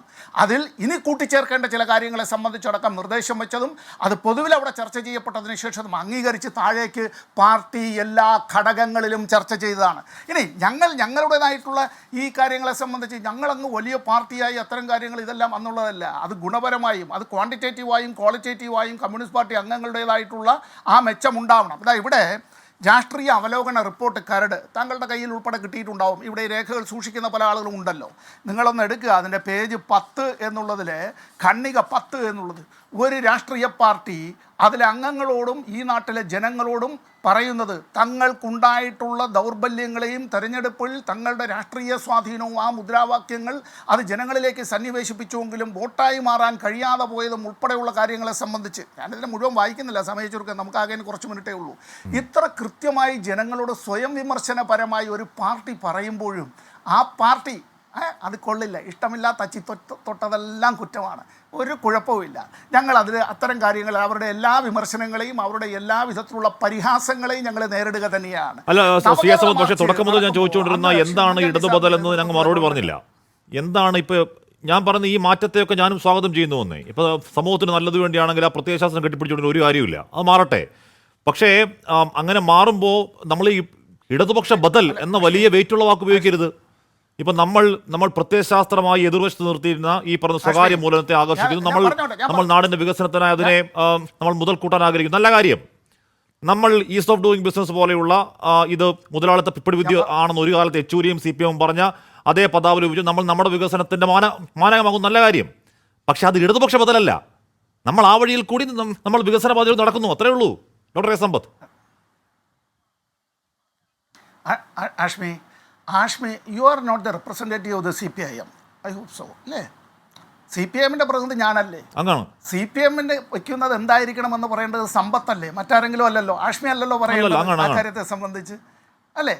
അപ്പോൾ ആണ്. അപ്പോൾ എനിക്ക് ആ സമയം തന്നാൽ മതി. 1957 സഖാവ് EMS-ന്റെ ഗവൺമെൻറ് ഈ മൂലധന നിക്ഷേപവുമായി ബന്ധപ്പെട്ട് അന്നത്തെ കമ്മ്യൂണിസ്റ്റ് പാർട്ടിയുടെ രേഖയിലും കമ്മ്യൂണിസ്റ്റ് പാർട്ടിയുടെ സമ്മേളനങ്ങളിലും സഖാവ് EMS-ന്റെ പ്രസ്താവനകളിലും ഉള്ളത് നിങ്ങളൊന്ന് നോക്കുക. പിന്നീട് നമുക്കിവിടെ ഉണ്ടായ പാരിസ്ഥിതികമായ പ്രത്യാഘാതങ്ങളും ചാലിയാർ പുഴയ്ക്കുണ്ടായ അത്തരത്തിലുള്ള പ്രശ്നങ്ങളും അതൊക്കെ തന്നെ അവിടെ ഉണ്ടായ മലിനീകരണവുമായി ബന്ധപ്പെട്ട് ഗ്വാളിയോർ റയോൺസ് അല്ലേ, മാവൂരിലെ അടച്ചു പൂട്ടേണ്ടതായി വന്നുവെങ്കിലും ആരംഭകാലത്ത് അങ്ങനെ ആയിരുന്നില്ല. ബിർളയുടേതായിരുന്നു. ഇന്ത്യയിലെ പ്രധാനപ്പെട്ട ഒരു കുത്തക മുതലാളിയായിരുന്നു അന്ന്. ടാറ്റ, ബിർള, ഗോയങ്ക, മഫത്ലാലൊക്കെ പിന്നീട് വന്നത്. ഇപ്പോൾ നമ്മൾ പറയുന്ന അദാനിയും അംബാനിയും എല്ലാം പിന്നീട് വന്നതാണ്. 1957 ഗവൺമെൻറ് തന്നെ അത്തരത്തിൽ ബിർളയുടെ മൂലധനം, ഇനി മൂലധനം കമ്മ്യൂണിസ്റ്റുകാർ മൂലധനത്തിനല്ല എതിര്, ആ മൂലധനം ഉപയോഗിച്ചുള്ള ഭീകരമായ ചൂഷണത്തെ chronic capital, don't mix chronic ക്യാപിറ്റലിസത്തെയും മിക്സ് ചെയ്യരുത്. ഇനി മറ്റൊരു അല്ലല്ല, CPM ക്യാപിറ്റലിസം അനുകൂലമാണ്. ക്രോണിക് ക്യാപിറ്റലിസം എന്നുള്ളത് ഇങ്ങനെ ഈ നമ്മൾ അല്ല, CPM ക്യാപിറ്റലിസം അനുകൂലമാണ്, ക്രോണിക് ക്യാപിറ്റലിസം ആണ് പ്രശ്നം. ക്യാപിറ്റലിസത്തിന് അനുകൂലം എന്നല്ല പറഞ്ഞത്. ഞാൻ പറഞ്ഞു വന്നത് മൂലധനം വേണം. മൂലധനവും മനുഷ്യ വിഭവശേഷിയും പ്രകൃതി വിഭവങ്ങളും എല്ലാം ചേർന്ന് നമ്മൾ പറയുമല്ലോ ലാൻഡ്, ലേബർ, ക്യാപിറ്റൽ, എൻ്റർപ്രണർഷിപ്പ്. ഈ പറയുന്ന ലാൻഡ്, ലേബർ, ക്യാപിറ്റൽ, എൻ്റർപ്രണർഷിപ്പ്, ഇത് നാലും ചേർന്നുകൊണ്ട് മാത്രം, അതിന് മാനേജ്മെൻ്റ് എന്ന് വേണമെങ്കിൽ പറഞ്ഞോളൂ ആധുനിക കാലത്ത്. ഇത് ചേർന്ന് മാത്രമേ മീൻസ് ഓഫ് പ്രൊഡക്ഷനാണ്. ആ കാര്യത്തിൽ ഇപ്പോഴും വ്യത്യാസം ഉണ്ടായിട്ടില്ല. അപ്പോൾ മൂലധന നിക്ഷേപം ഉണ്ടാവണം. ആ മൂലധന നിക്ഷേപം നാടിൻ്റെ മൊത്തത്തിലുള്ള വികസനത്തിന് താങ്കൾ പുരോഗതി എന്ന് പറയും. ഇനി മാർക്സ് ഡെവലപ്മെൻ്റ് എന്നുള്ളൊരു പദത്തെ സംബന്ധിച്ച് പറഞ്ഞിട്ടില്ല എന്നുള്ളതാണ് എങ്കിൽ മാർക്സിൻ്റെ ലേഖനങ്ങളിൽ ഡെവലപ്മെൻറ്റിനെ സംബന്ധിച്ച് പറഞ്ഞിട്ടുണ്ട്. ഞാൻ സമയച്ചെടുക്കും കൊണ്ട് അതിലേക്കൊന്നും കിടക്കത്തില്ല. സാങ്കേതികമായ ഇന്ത്യയിലെ ഒരു സംസ്ഥാനമാണ് കേരളം എന്നുള്ളത് കൊണ്ട് ബാലകൃഷ്ണൻ ഇവിടെ ഇപ്പോൾ ഞാൻ വിദ്യാർത്ഥി സംഘടന പ്രവർത്തിക്കുന്ന കാലത്താകുമ്പോഴും കേട്ട ചില ക്ലാസ്സുകൾ അല്ലെങ്കിൽ കേട്ട ചില അധ്യാപനങ്ങളിൽ ഈ സ്വകാര്യ മൂലധനം എന്ന് പറഞ്ഞാൽ എന്തോ വെറുക്കപ്പെടേണ്ട ഒന്നാണ് എന്ന് തന്നെയായിരുന്നു. ആ പ്രായത്തിൽ തലയിൽ കയറിയതായത് കാരണം അടുത്ത കാലം ഒന്നുമില്ല, ഇപ്പോഴും ഈ സ്വകാര്യ മൂലധനം കേൾക്കുമ്പോൾ എന്തോ വൃത്തികെട്ട ഒന്നാണ് എന്നൊരു ധാരണ ഇപ്പോഴും മനസ്സിൽ നിൽപ്പുണ്ട്. അതിന് ഹാങ് ഓവർ മാറാത്ത കാരണം അത് കേൾക്കുമ്പോൾ എന്ന് പറഞ്ഞാൽ നമ്മുടെ ഈ പറയുന്ന നമ്മൾ വിദ്യാർത്ഥി സംഘടനയിൽ പ്രവർത്തിച്ചു വരുന്ന സമയത്ത് നമ്മുടെ തലയ്ക്കകത്തേക്ക് കയറ്റിയതാണ് ഈ സ്വകാര്യ മൂലധനം എന്തോ ഒരു വൃത്തിയുടെ സാധനമാണ്. ഇപ്പം ഇനി നമ്മുടെ ബുദ്ധിക്കുറവ് കാരണം നമ്മൾ അത് മനസ്സിലാക്കിയതിലെ പ്രശ്നമായിരിക്കും. അപ്പോൾ അത് വിട്ടേക്കൂ. ശ്രീ NV ബാലകൃഷ്ണൻ, നാടിൻ്റെ വികസനത്തിന് സ്വകാര്യ മൂലധനം ഉപയോഗിച്ചുകൊണ്ട് നാടിനെ വികസിപ്പിക്കാം എന്ന് CPM തീരുമാനിച്ചെന്ന് വെക്കുക. എന്താണ് പിഴവ്? NV ബാലകൃഷ്ണൻ, അമേരിക്ക വരട്ടെ, ബ്രിട്ടൻ വരട്ടെ, വേണം ഇസ്രായേൽ വരട്ടെ, എല്ലാവരും വന്നോട്ടെ ഇങ്ങോട്ട്. ആഷ്മി, അതിൽ എന്തെങ്കിലും പിഴവുണ്ടെന്ന് ഞാൻ കരുതുന്നില്ല. അങ്ങനെ ഞാൻ വിശദീകരിക്കാൻ ശ്രമിച്ചിട്ടുമില്ല. ഞാൻ പറയുന്ന കാര്യങ്ങളെ ഡോക്ടർ സമ്പത്തിനെന്തോ ഞാൻ ഉദ്ദേശിക്കുന്ന തരത്തിലല്ല അദ്ദേഹം മനസ്സിലാക്കിയെടുത്തത്, അല്ലെങ്കിൽ അദ്ദേഹത്തിന് അങ്ങനെ വിശദീകരിക്കാൻ കഴിയൂ എന്നുള്ളതുകൊണ്ടാണോ എന്ന് എനിക്ക് അറിഞ്ഞുകൂടാ. ഏതായാലും ഞാനൊരു കാര്യം പറയട്ടെ. ഈ MV ഗോവിന്ദൻ എന്ന് പറയുന്ന പദപ്രയോഗം നടത്തുന്നത് നേരത്തെ അദ്ദേഹം പറഞ്ഞു, ഞാൻ അന്നേരം അത് വിട്ടു. വീണ്ടും അദ്ദേഹം അതിൽ തന്നെ അതൊരു നികൃഷ്ടമായ പദപ്രയോഗമാണെന്നുള്ള രൂപത്തിൽ അദ്ദേഹം വിശദീകരിക്കുകയുണ്ടായി. എനിക്ക് അദ്ദേഹത്തിൻ്റെ ശ്രദ്ധയപ്പെടുത്താനുള്ളത്, 12 വർഷക്കാലം ദേശാഭിമാനി റിപ്പോർട്ടറായി പ്രവർത്തിച്ച ഒരാളാണ് ഞാൻ. ദേശാഭിമാനി ചർച്ച ചെയ്ത് അംഗീകരിച്ച ഒരു കാര്യം എന്താണെന്ന് ചോദിച്ചാൽ, നമ്മുടെ പാർട്ടി പ്രവർത്തകന്മാരായിട്ടുള്ള ഒരുപാട് അധ്യാപകരുണ്ട്. അവരുടെ പേര് പത്രത്തിൽ അച്ചടിച്ചു വരുമ്പോൾ മാഷ് അല്ലെങ്കിൽ മാസ്റ്റർ എന്ന് ഉപയോഗിക്കുന്നത് അങ്ങനെ വേണ്ടതില്ല എന്ന് തീരുമാനിച്ച ഒരു പത്രത്തിൻ്റെ പത്രപ്രവർത്തകനായി 12 വർഷക്കാലം പ്രവർത്തിച്ച ഒരാൾ തന്നെ. അതായത് എം വി ഗോവിന്ദൻ എന്ന് പറയുന്നത് അതിനെക്കുറിച്ച് ദേശാഭിമാനിക്ക് ഒരു വിശദീകരണമുണ്ട്. ആ ദേശാഭിമാനിയുടെ വിശദീകരണം അനുസരിച്ചാണെങ്കിൽ ഈ മാഷ് അല്ലെങ്കിൽ അങ്ങനെയുള്ള ആൾ അങ്ങനെ ഒരാൾ ഒരു സമൂഹത്തിന് മുഴുവൻ മാഷ് ആവേണ്ടതില്ല, അതുകൊണ്ട് നമ്മൾ അദ്ദേഹത്തിൻ്റെ പേര് മാത്രം ഉപയോഗിച്ചാൽ മതി എന്ന് തീരുമാനിക്കുകയും അങ്ങനെ അത് വെച്ച് വാർത്തകൾ എഴുതുകയും അങ്ങനെ വാർത്ത എഴുതിയതിൻ്റെ ഭാഗമായി മാഷ് എന്ന് ഒഴിവാക്കിയതിന് പലരുമായി തർക്കം ഉണ്ടാകുകയും ചെയ്ത അനുഭവം എനിക്കുണ്ട്. ഞാൻ പറയുന്നത് എന്താണെന്ന് ചോദിച്ചാൽ അത് ബോധപൂർവ്വം ഗോവിന്ദ മാഷെ അപമാനിക്കാനാണ് എന്നൊന്നും ഞാൻ കരുതുന്നില്ല. എനിക്ക് ഗോവിന്ദ മാഷോട് അങ്ങനെ ഒരു വിയോജിപ്പൊന്നുള്ള ആളല്ല, നല്ല സൗഹൃദമൊക്കെ ഉണ്ടായിരുന്ന മനുഷ്യനുമാണ്. അതുകൊട്ടെ, അതല്ല ഞാൻ പറയാം. അപ്പം നമ്മൾ യഥാർത്ഥ പ്രശ്നത്തിലേക്ക് വന്ന് കാര്യങ്ങൾ ചർച്ച ചെയ്യുന്നതായിരിക്കും നല്ലത് എന്നാണ് എനിക്ക് തോന്നുന്നത്. ഇനി ആഷ്മി ചോദിച്ച ചോദ്യത്തിലേക്ക് ഞാൻ വരാം. സ്വകാര്യ മൂലധനം പാടില്ല എന്നൊരു നിലപാട് മാർക്സിസം ഒരു സ്ഥലത്തിലും ഒരിടത്തും എടുത്തിട്ടില്ല. പ്രശ്നം ഇതാണ്, നമ്മുടെ സമൂഹത്തിൽ വ്യത്യസ്ത വർഗ്ഗങ്ങളുണ്ട്. ലെനിൻ്റെ ഭാഷയിൽ പറഞ്ഞാൽ നമ്മുടെ നാട്ടിലെ രാഷ്ട്രീയ പാർട്ടികൾ എന്ന് പറഞ്ഞാൽ ഓരോ വർഗത്തിൻ്റെയും പ്രതിനിധിയായി രൂപപ്പെടുന്നതാണ്. അതിൽ കമ്മ്യൂണിസ്റ്റ് പാർട്ടി എന്ന് പറയുന്നത് തൊഴിലാളി വർഗത്തിൻ്റെ രാഷ്ട്രീയ പാർട്ടിയാണ്. അതുപോലെ മുതലാളി വർഗത്തിന് വ്യത്യസ്ത മുതലാളി വർഗ്ഗങ്ങൾക്ക് അവരുടേതായ രാഷ്ട്രീയ പാർട്ടികളുണ്ട്. നമ്മുടെ കേരളത്തിലെ രാഷ്ട്രീയ പാർട്ടികൾ നമ്മൾ പരിശോധിച്ചാൽ നമുക്ക് മനസ്സിലാവും. ഇതിൽ കമ്മ്യൂണിസ്റ്റ് പാർട്ടി പ്രതിനിധാനം ചെയ്യുന്നത് എന്ത് എന്നതാണ് പ്രശ്നം. ആ കമ്മ്യൂണിസ്റ്റ് പാർട്ടി പ്രതിനിധാനം ചെയ്യുന്ന താല്പര്യങ്ങളെ നേരത്തെ ഹാഷ്മി പറഞ്ഞതുപോലെ ഞങ്ങളിപ്പോൾ തൊഴിലാളി വർഗത്തിൻ്റെ താല്പര്യങ്ങളെ അല്ല പ്രതിനിധാനം ചെയ്യുന്നത്. അതിന് പകരം ഇപ്പം നിങ്ങൾക്ക് അത് മനസ്സിലാവണമെന്ന് വെച്ചാൽ ഇന്ന് ശ്രീമതി ടീച്ചറുടെ ഒരു വിശദീകരണം ഞാൻ സോഷ്യൽ മീഡിയയിൽ വായിച്ചു. അവർ പറയുകയാണ് മൂന്നാമത് പിണറായി ഗവൺമെൻറ് ഉണ്ടാവുന്ന കാര്യത്തിൽ ഒരു സംശയവും എനിക്കില്ല. മൂന്നാമത് പിണറായി ഗവൺമെൻറ് ഉണ്ടാവും. ഞാൻ പലരോടും ചോദിക്കുന്നതിനെ കുറിച്ച് അവർ പറയുകയാണ്, ഞാൻ കച്ചവടക്കാരോട് ചോദിച്ചു, മുതലാളിമാരോട് ചോദിച്ചു, അങ്ങനെയുള്ള കുറേ ആളുകളോട് ചോദിച്ചു. അവർക്കൊക്കെ പിണറായി ഗവൺമെൻറ് വരുന്നത് വലിയ താല്പര്യമാണ്. നിങ്ങൾ ആ ബൈറ്റെടുത്തൊന്ന് പരിശോധിച്ചാൽ അറിയാം. ആ ശ്രീമതി ടീച്ചർ സാധാരണ തൊഴിലാളിയോട് അല്ലെങ്കിൽ കൃഷിക്കാരനോട് നമ്മുടെ സമൂഹത്തിൽ ഏതാണ്ട് ഒരു 70 ലക്ഷത്തിലധികം വരുന്ന വിധവകളും അങ്ങനെ അഗതികളും ഒക്കെ ആയിട്ടുള്ളൊരു വിഭാഗമുണ്ട് നമ്മുടെ നാട്ടുപുറത്തെ സാധാരണ മനുഷ്യർ. അവരോട് ഒന്നും ചോദിച്ചിട്ടല്ല നമ്മുടെ ശ്രീമതി ടീച്ചർ നിലപാടെടുക്കുന്നത്. ഇവിടെയാണ് പ്രശ്നം. ഇതാണ് അടിസ്ഥാനപരമായ പ്രശ്നം. ഇപ്പോൾ 1957 EMS ഗവൺമെൻറ് ബിർളയെ ക്ഷണിച്ചു കൊണ്ടുവന്നത് തെറ്റാണെന്ന് കമ്മ്യൂണിസ്റ്റ് പാർട്ടി ഒരിടത്തും വിലയിരുത്തിയിട്ടില്ല. പക്ഷേ ബിർളയെ എന്തിനാണ് കേരളത്തിലേക്ക് വിളിച്ചു കൊണ്ടുവന്നത്? ബിർളയെ കേരളത്തിലേക്ക് വിളിച്ചു കൊണ്ടുവന്നത് കേരളത്തെ വ്യവസായവൽക്കരിക്കുക എന്ന് പറയുന്ന ഒരു നിലപാട് നടപ്പിലാക്കുന്നതുമായി ബന്ധപ്പെട്ടാണ്. അതാണോ ഇന്ന് മുതലാളിമാരെ വിളിച്ചു കൊണ്ടുവരുന്നവർ നടക്കുന്നത് എന്നാണ് ഡോക്ടർ സമ്പത്ത് പരിശോധിക്കുക. അങ്ങനെ പരിശോധിച്ചാൽ വളരെ കൃത്യമായി ഇതിനകത്ത് ഉത്തരം കിട്ടും. അങ്ങനെ ഉത്തരം കിട്ടുമ്പോൾ നമുക്കറിയാം, ഒരു സഭ നമ്മൾ പറയുകയാണ് കേരളത്തെ ജ്ഞാന സമൂഹമാക്കി വളർത്താനാണ് ഞങ്ങൾ ശ്രമിക്കുന്നത് എന്നൊക്കെ രേഖ പറയുകയാണ്. നമുക്ക് എന്തും രേഖയിലൊന്നും പറയാം. പക്ഷേ മാർക്സിസത്തിൻ്റെ കാഴ്ചപ്പാട് എന്താ? മാർക്സിസത്തിൻ്റെ കാഴ്ചപ്പാട് ഒരു സമൂഹം ഉൽപാദന മേഖലയുമായി ബന്ധപ്പെട്ടാണ് വളരുന്നത്. അതായത് കൃഷിയും വ്യവസായവുമായി ബന്ധപ്പെട്ടാണ് നമ്മുടെ മൂന്നാമത് സർവീസ് സെക്ടർ ഉൾപ്പെടെയുള്ള കാര്യങ്ങൾ വളരുന്നത്. നമ്മുടെ കേരളത്തിൽ 1957 സഹ VMSൻ്റെ ഗവൺമെൻറ് വരുന്നത്. അതിനുശേഷമുള്ള ഇത്രയും കാലത്തെ ഇടയ്ക്ക് പലതവണയായി ഇടതുപക്ഷം ഭരിച്ചിട്ടുണ്ട്, വലതുപക്ഷം ഭരിച്ചിട്ടുണ്ട്. നിങ്ങൾ നോക്കേണ്ടത് കേരളത്തിലെ ഉൽപാദന മേഖലയിൽ എന്താ സംഭവിച്ചത്? അതാണ് നമ്മൾ പരിശോധിക്കേണ്ടത്. കേരളത്തിൻ്റെ കാർഷിക മേഖല മുകളിലോട്ടാണോ താഴോട്ടാണോ പോയത്? നമ്മൾ വലിയ മുദ്രാവാക്യങ്ങളൊക്കെ പറഞ്ഞുകൊണ്ടിരിക്കും, വിഷുവിന് ഒരു മുറ പച്ചക്കറി, എല്ലാവരും പാടത്തേക്ക് എന്നൊക്കെ പറയുമ്പോൾ മെനഞ്ഞാന്നത്തെ പത്രത്തിലടക്കം വാർന്നത് കേരളത്തിൻ്റെ അടിസ്ഥാന ഭക്ഷണമായിട്ടുള്ള അരിയുടെ ഉൽപ്പാദനം കുറഞ്ഞുകൊണ്ടിരിക്കുന്നു. അരിയുടെ മാത്രമല്ല, എല്ലാ കാർഷിക ഉൽപ്പാദനവും പിന്നോട്ട് പോയിക്കൊണ്ടിരിക്കുന്നു. അതായത് കാർഷിക മേഖലയെ പുനരുദ്ധരിക്കുന്നതിനാവശ്യമായിട്ടൊരു പദ്ധതി ഈ കാലം അത്രയും നമുക്ക് മുന്നോട്ട് വെക്കാൻ സാധിച്ചിട്ടില്ല. അതുപോലെ തന്നെ കേരളത്തെ വ്യവസായവൽക്കരിക്കുന്നതിന് ഈ പറയുന്ന ബദൽ പരിപാടി, അതാണ് ബദലാണ്, അതല്ലാതെ ഈസ് ഓഫ് ഡൂയിങ് ബിസിനസ് ഉൾപ്പെടെയുള്ള പരിപാടികൾ മുതലാളിത്തം നടപ്പിലാക്കുന്നതാണ്. ആ മുതലാളിത്തം നടപ്പിലാക്കുന്ന പദ്ധതിക്ക് ബദലായി ഒരു പദ്ധതി മുന്നോട്ട് വെക്കാനാണ് ഇടതുപക്ഷം പരിശ്രമിക്കുന്നത്. അങ്ങനെ ബദലായ ഒരു പരിപാടി മുന്നോട്ട് വെച്ചിട്ടുണ്ടെന്ന് സമ്പത്ത് ഒന്ന് വിശദീകരിച്ചു വരുമോ? എനിക്ക് അങ്ങനെ ഒരു നിലപാട് വച്ചിട്ടില്ല. ഇവിടെ ഇപ്പം നടപ്പിലാക്കാൻ ശ്രമിച്ചുകൊണ്ടിരിക്കുന്ന മുതലാളിത്തത്തിൻ്റെ വികസന പരിപാടികൾ ഒരുപക്ഷെ മുതലാളിമാരെക്കാൾ മത്സരിച്ച് നടപ്പിലാക്കുന്നതിൻ്റെ കാര്യങ്ങളാണ് കേരളത്തിൽ ഇപ്പം സംഭവിച്ചുകൊണ്ടിരിക്കുന്നത്. അതൊരിക്കലും തൊഴിലാളി വർഗത്തിൻ്റെ ബദൽ പദ്ധതികളല്ല. അപ്പോൾ ഇനി ഒരു കാര്യമുള്ളൂ, നേരത്തെ അഷ്മി ചൂണ്ടിക്കാണിച്ചതുപോലെ പുതിയ കാലത്ത് ഈ തൊഴിലാളി വർഗത്തിൻ്റെ ബദൽ പരിപാടികളോ അല്ലെങ്കിൽ നേരത്തെ നിങ്ങൾ പറയുന്ന ജനകീയ ജനാധിപത്യ വിപ്ലവമോ അതുപോലുള്ള കാര്യങ്ങളൊന്നും പ്രായോഗികമായി നടപ്പിലാക്കാൻ പറ്റില്ല. അങ്ങനെ പറഞ്ഞാൽ മതി. ഗോവിന്ദ മാഷ് നേരത്തെ പറഞ്ഞിട്ടുണ്ടല്ലോ, വൈരുദ്ധ്യാത്മക ഭൗതികവാദം നമുക്ക് പ്രായോഗികമല്ല. അദ്ദേഹത്തിന് വൈരുദ്ധ്യാധിഷ്ഠിത ഭൗതികവാദം എന്താണെന്ന് മനസ്സിലാവാത്തോണ്ട് പറഞ്ഞാണ്. പോട്ടെ, ഞാനിതിൻ്റെ വിശദാംശങ്ങളിലേക്ക് പോകുന്നില്ല. പക്ഷേ എന്താണ്, കേരളത്തിൽ വൈരുദ്ധ്യാത്മക ഭൗതികവാദം പ്രായോഗികമല്ല. പറയുന്ന കേട്ടാ തോന്നുന്നു വൈരുദ്ധ്യാധിഷ്ഠിത ഭൗതികവാദം ഞാനോ ഗോവിന്ദ മാഷോ അങ്ങനെ ആരെയൊക്കെ ചേർന്ന് നടപ്പിലാക്കുന്നത്. അങ്ങനെയല്ല, അത് പ്രകൃതിയുടെ വികാസവുമായി ബന്ധപ്പെട്ട നിയമങ്ങളാണ്. അത് അദ്ദേഹത്തിന് മനസ്സിലാവാത്തതുമായി ബന്ധപ്പെട്ടത് പറഞ്ഞത്. ആയിക്കോട്ടെ, മനസ്സിലാക്കി വെച്ച കാര്യങ്ങളുമായിട്ട് അദ്ദേഹം പറയണം, ഈ തൊഴിലാളി വർഗ രാഷ്ട്രീയം എന്ന് പറയുന്നത്, അതുപോലെ തന്നെ തൊഴിലാളി വർഗ ബദൽ എന്ന് പറയുന്നത്, ഇതുപോലുള്ള സംവിധാനമൊന്നും പുതിയ ലോകത്ത് നടപ്പിലാകുക സാധ്യമല്ല. അതുകൊണ്ട് ഞങ്ങൾ ഈ അടിസ്ഥാന നിലപാടുകൾ മാറ്റം വരുത്തിയിരിക്കുന്നു. ഞങ്ങളൊരു സാധാരണ രാഷ്ട്രീയ പാർട്ടിയായി ഇന്ത്യയിലെ മറ്റു പല രാഷ്ട്രീയ പാർട്ടികളെ പോലെ ഒരു രാഷ്ട്രീയ പാർട്ടിയായി മാറിയിരിക്കുന്നു എന്ന് പറഞ്ഞാൽ കുഴപ്പമില്ല. ഇനി ഒരു കാര്യം കൂടി ഞാൻ പറയാം. ഇതൊക്കെ പറയുന്ന അങ്ങേയറ്റത്തെ ഹൃദയവേദനയോടുകൂടിയാണ്. ഞാൻ എൻ്റെ കൗമാരവും യൗവനവും ഒക്കെ സമർപ്പിച്ചത് ഈ പാർട്ടിക്കാണ്. ഒരു തൊഴിലിന് പോലും പോവാതെ പാർട്ടി നിശ്ചയിച്ച തൊഴിൽ മാത്രം ചെയ്തിട്ട് ഇന്ത്യയിലൊരു തൊഴിലാളി വർഗ വിപ്ലവം ഉണ്ടാവുമെന്ന പ്രതീക്ഷയോടുകൂടി പ്രവർത്തിച്ച ഒരാളാണ്. ഇന്നും കമ്മ്യൂണിസ്റ്റ് പാർട്ടിയെ പോലെ ഒരു പാർട്ടിക്ക് ഉണ്ടാകുന്ന ക്ഷതങ്ങൾ, അതിനുണ്ടാകുന്ന പരിക്കുകൾ എന്ന് പറയുന്നത് നമ്മുടെ സമൂഹത്തിലെ അടിസ്ഥാന വർഗത്തിന് നഷ്ടപ്പെടുന്ന കാര്യങ്ങളാണ്. അതാണ് പ്രശ്നം. അവരുടെ പ്രശ്നങ്ങൾ അവതരിപ്പിക്കാൻ ആരുമില്ലാതായി തീരുന്നതിൻ്റെ പ്രശ്നമാണ് നമ്മുടെ സമൂഹത്തിലുള്ളത്. അതുകൊണ്ട് ഇതുപോലുള്ള കാര്യങ്ങളെക്കുറിച്ചാണ് നമ്മൾ അഡ്രസ്സ് ചെയ്യേണ്ടത്. അല്ലാതെ കേവലമായ വാചകം ഇങ്ങനെ കുറേ നമുക്ക് ഒരുപാട് കാര്യങ്ങൾ പറഞ്ഞുകൊണ്ടിരിക്കാം. അങ്ങനെ വന്നു, 57-ൽ ബിർള വന്നു, 71-ൽ ഇങ്ങനെ വന്നു എന്നൊക്കെ പറയാം. അതുപോലെ തന്നെ കേരളത്തിൻ്റെ വികസനത്തെ സംബന്ധിച്ച് കേരളത്തിന് കാഴ്ചപ്പാട് പാടില്ല എന്നല്ല ഞാൻ ഉദ്ദേശിച്ചത്. ഞാൻ വളരെ കൃത്യമായും പറഞ്ഞിട്ടുണ്ട്, കമ്മ്യൂണിസ്റ്റ് പാർട്ടി മേലെ നിന്ന് കെട്ടിപ്പടുക്കുന്ന ഒരു പാർട്ടിയാണ്. തൊഴിലാളി വർഗ ഒരു ഇന്ത്യയിൽ തൊഴിലാളി വർഗ വിപ്ലവം സ്ഥാപിക്കലാണ് നമ്മുടെ ചുമതല. എനിക്ക് സമ്പത്തിനോട് ചോദിക്കാനുള്ളത്, ഈ കേരളത്തിനോട്ട് പുറത്തോട്ട് കടന്നാൽ ഈ ഒരു പ്രവർത്തനവുമായി ബന്ധപ്പെട്ട് നമ്മൾ ഇന്ന് എവിടെയാണ് കമ്മ്യൂണിസ്റ്റ് പ്രസ്ഥാനത്തിൻ്റെ ഒരു നൂറ്റാണ്ട് കാലത്തെ ചരിത്രത്തിന് ശേഷം നിൽക്കുന്നത്? എന്താ സംഭവിച്ചുകൊണ്ടിരിക്കുന്നത്? ഇനി കേരളത്തിൽ എന്താണ് സംഭവിച്ചുകൊണ്ടിരിക്കുന്നത്? നേരത്തെ ആസാദ് വിശദീകരിച്ചിട്ടുണ്ട്. ഒറ്റ കാര്യം ഞാൻ പറഞ്ഞോട്ടെ.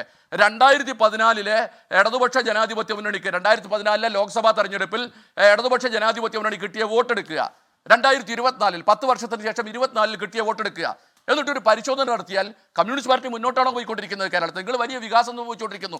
നേരത്തെ ആസാദ് അംഗത്വത്തിൽ വന്നതിൻ്റെ കാര്യങ്ങളെക്കുറിച്ചൊക്കെ പറഞ്ഞു. ഞാനതിൻ്റെ വിശദാംശങ്ങളിലേക്കൊന്നും പോകുന്നില്ല. അംഗത്വത്തിനെ കുറിച്ചൊക്കെ വിശദീകരിച്ചു. അംഗത്വത്തിനെ കുറിച്ച് വിശദീകരിച്ചതിൻ്റെ ഭാഗമായിട്ട് വേണം നിങ്ങൾ ഗോവിന്ദ മാഷ് മദ്യപാനവുമായി ബന്ധപ്പെട്ട കാര്യങ്ങൾ പറഞ്ഞു നോക്കണം. കമ്മ്യൂണിസ്റ്റ് പാർട്ടിക്കകത്ത് നേരത്തെ അതിൻ്റെ ഭരണഘടന അനുസരിച്ച് പാർട്ടി അംഗമായിട്ടുള്ള ഒരാൾ മദ്യപിക്കാൻ പാടില്ല എന്നാണ്. മദ്യപിക്കാൻ പാടില്ല എന്ന് പറഞ്ഞത് ഒറ്റ കാരണം കൊണ്ടാണ്. അത് കമ്മ്യൂണിസ്റ്റ് പാർട്ടിയുടെ ഒരു വിപ്ലവം നടത്തേണ്ട രാഷ്ട്രീയ പാർട്ടിയുടെ രഹസ്യങ്ങൾ കാത്തു സൂക്ഷിക്കുന്നതിന് മദ്യപിക്കുമ്പോൾ ഒരാൾക്ക് കഴിവില്ലാതാവുകയും പാർട്ടി രഹസ്യങ്ങൾ ചോർന്നു പോവുകയും ചെയ്യും. അതുകൊണ്ട് മദ്യപിക്കാൻ പാടില്ല എന്നാണ് കമ്മ്യൂണിസ്റ്റ് പാർട്ടിയുടെ ഭരണഘടനയിൽ ഇത് ഒരു മാറ്റം ഇപ്പോഴും വരുത്തിയിട്ടില്ല. പക്ഷേ ഞാൻ ഡോക്ടർ സമ്പത്തിനോട് ചോദിക്കുന്നു, ഈ കേരളത്തിലെ കമ്മ്യൂണിസ്റ്റ് പാർട്ടിയുടെ റാങ്ക് ആൻഡ് ഫയൽ അതിലെ അംഗങ്ങളിൽ 90% ആളുകൾ മദ്യപിക്കുന്നവരാണ് എന്ന് ഞാൻ പറഞ്ഞാൽ സമ്പത്തിന് അത് നിഷേധിക്കാൻ പറ്റുമോ? എന്നിട്ട് അവരെ തിരുത്തുന്നതിനാവശ്യമായ അല്ലെങ്കിൽ അത്തരം ഒരു അവസ്ഥയിൽ നിന്ന് കമ്മ്യൂണിസ്റ്റ് പാർട്ടിയെ മാറ്റിയെടുക്കുന്നതിനാവശ്യമായ എന്തെങ്കിലും കാര്യങ്ങൾ പറയും. വെറുതെ നമ്മൾ സമ്മേളനത്തിന് മുന്നോടിയൊക്കെ നടത്തുന്ന പത്രസമ്മേളനമൊക്കെ വാചകം അടിച്ചുകൊണ്ടിരിക്കും എന്നതിനപ്പുറത്തോട്ട് നിങ്ങൾ നിങ്ങളുടെയൊക്കെ പ്രദേശത്തെടുത്ത് പരിശോധിച്ചാൽ മതി. ഹാഷ്മിയുടെ പ്രദേശത്തൊന്ന് പരിശോധിച്ച് നോക്കിയാൽ മതി. കമ്മ്യൂണിസ്റ്റ് പാർട്ടി പ്രവർത്തകന്മാരായിട്ടും മെമ്പർമാരായിട്ടുള്ള ആളുകൾ എന്തൊക്കെയാണ് ചെയ്തുകൊണ്ടിരിക്കുന്നത്. ഞാൻ പറഞ്ഞത് നമ്മുടെ സമൂഹത്തിലുള്ള ഒരു രാഷ്ട്രീയ അധികാരം കയ്യിലുള്ള കമ്മ്യൂണിസ്റ്റ് പാർട്ടിക്ക് രാഷ്ട്രീയ അധികാരം കയ്യിലുള്ള ഒരു പ്രസ്ഥാനത്തോടൊപ്പം ചേർന്ന് നിൽക്കുക എന്നത് ആളുകളുടെ പ്രത്യേകതയാണ്. അതിനോട് ചേർന്ന് നിൽക്കുമ്പോൾ പല ഗുണങ്ങളുണ്ട്. അതുകൊണ്ട് പാർട്ടിയിലേക്ക് ആളുകൾ ചേർന്ന് നിൽക്കുകയൊക്കെ ചെയ്യും. പക്ഷെ അത് വെച്ച് അതൊരു കമ്മ്യൂണിസ്റ്റ് പാർട്ടി ആവില്ല എന്നതാണ് പ്രശ്നം. ഓക്കെ, ഞാൻ ഡോക്ടർ ആസാദിലേക്ക് ഇടവേളയ്ക്ക് ശേഷം. ശ്രീ ആസാദ്, ഇപ്പം താങ്കൾ നേരത്തെ ആശാവർക്കർമാരുടെ കാര്യം പറഞ്ഞു. ഇപ്പം ആശാവർക്കർമാർക്ക് 10,000 രൂപ കൊടുക്കണമെന്ന് ഇളമരങ്കരിയും അന്ന് പ്രതിപക്ഷത്തിരിക്കുമ്പോൾ സഭയിൽ പറഞ്ഞത് പോട്ടെ, അല്ലെങ്കിൽ 700 രൂപ നൽകുമെന്ന് മാനിഫെസ്റ്റോയിൽ പറഞ്ഞതും പോട്ടെ. മഹാരാഷ്ട്രയിൽ CITUം AITUസും അടക്കം ആന്തോളൻ ഏകതാ സമിതിയുടെ നേതൃത്വത്തിൽ അവർ സംസ്ഥാന സർക്കാരിനോട് ആവശ്യപ്പെടുന്നത് ഈ പറയുന്ന രീതിയിൽ 18,000 ഉയർത്തണമെന്നാണ്. ഹരിയാനയിൽ CITUം AITUസും അടക്കമുള്ള സംഘടനകൾ സംസ്ഥാന സർക്കാരിനോട് ആവശ്യപ്പെടുന്നത് 26,000 ഉയർത്തണമെന്നാണ്. അപ്പോൾ കേരളത്തിന് പുറത്ത് CITU അല്ലെങ്കിൽ കേരളത്തിന് പുറത്ത് ഇടതുപക്ഷം, കേരളത്തിന് പുറത്ത് CPM സമാന ആവശ്യം ഉന്നയിക്കുകയും കേരളത്തിൽ ആശാവർക്കർമാർ സമരം നടത്തുകയും ചെയ്യുമ്പോൾ അവരെ അധിക്ഷേപിക്കേണ്ടി വരുന്നത് അല്ലെങ്കിൽ അവർക്കെതിരായ നിലപാട് സ്വീകരിക്കേണ്ടി വരുന്നത് CPM ഇവിടെ ഭരണത്തിലിരിക്കുന്നുണ്ടല്ലേ? ഞാൻ ചോദിക്കുന്നത്, ഈ പറയുന്ന എല്ലാ കാര്യത്തിലും ഒരു ഭരണ പാർട്ടി എന്നുള്ളൊരു പരിമിതി അതിലുണ്ടാവില്ലേ ഡോക്ടർ ആസാദ്?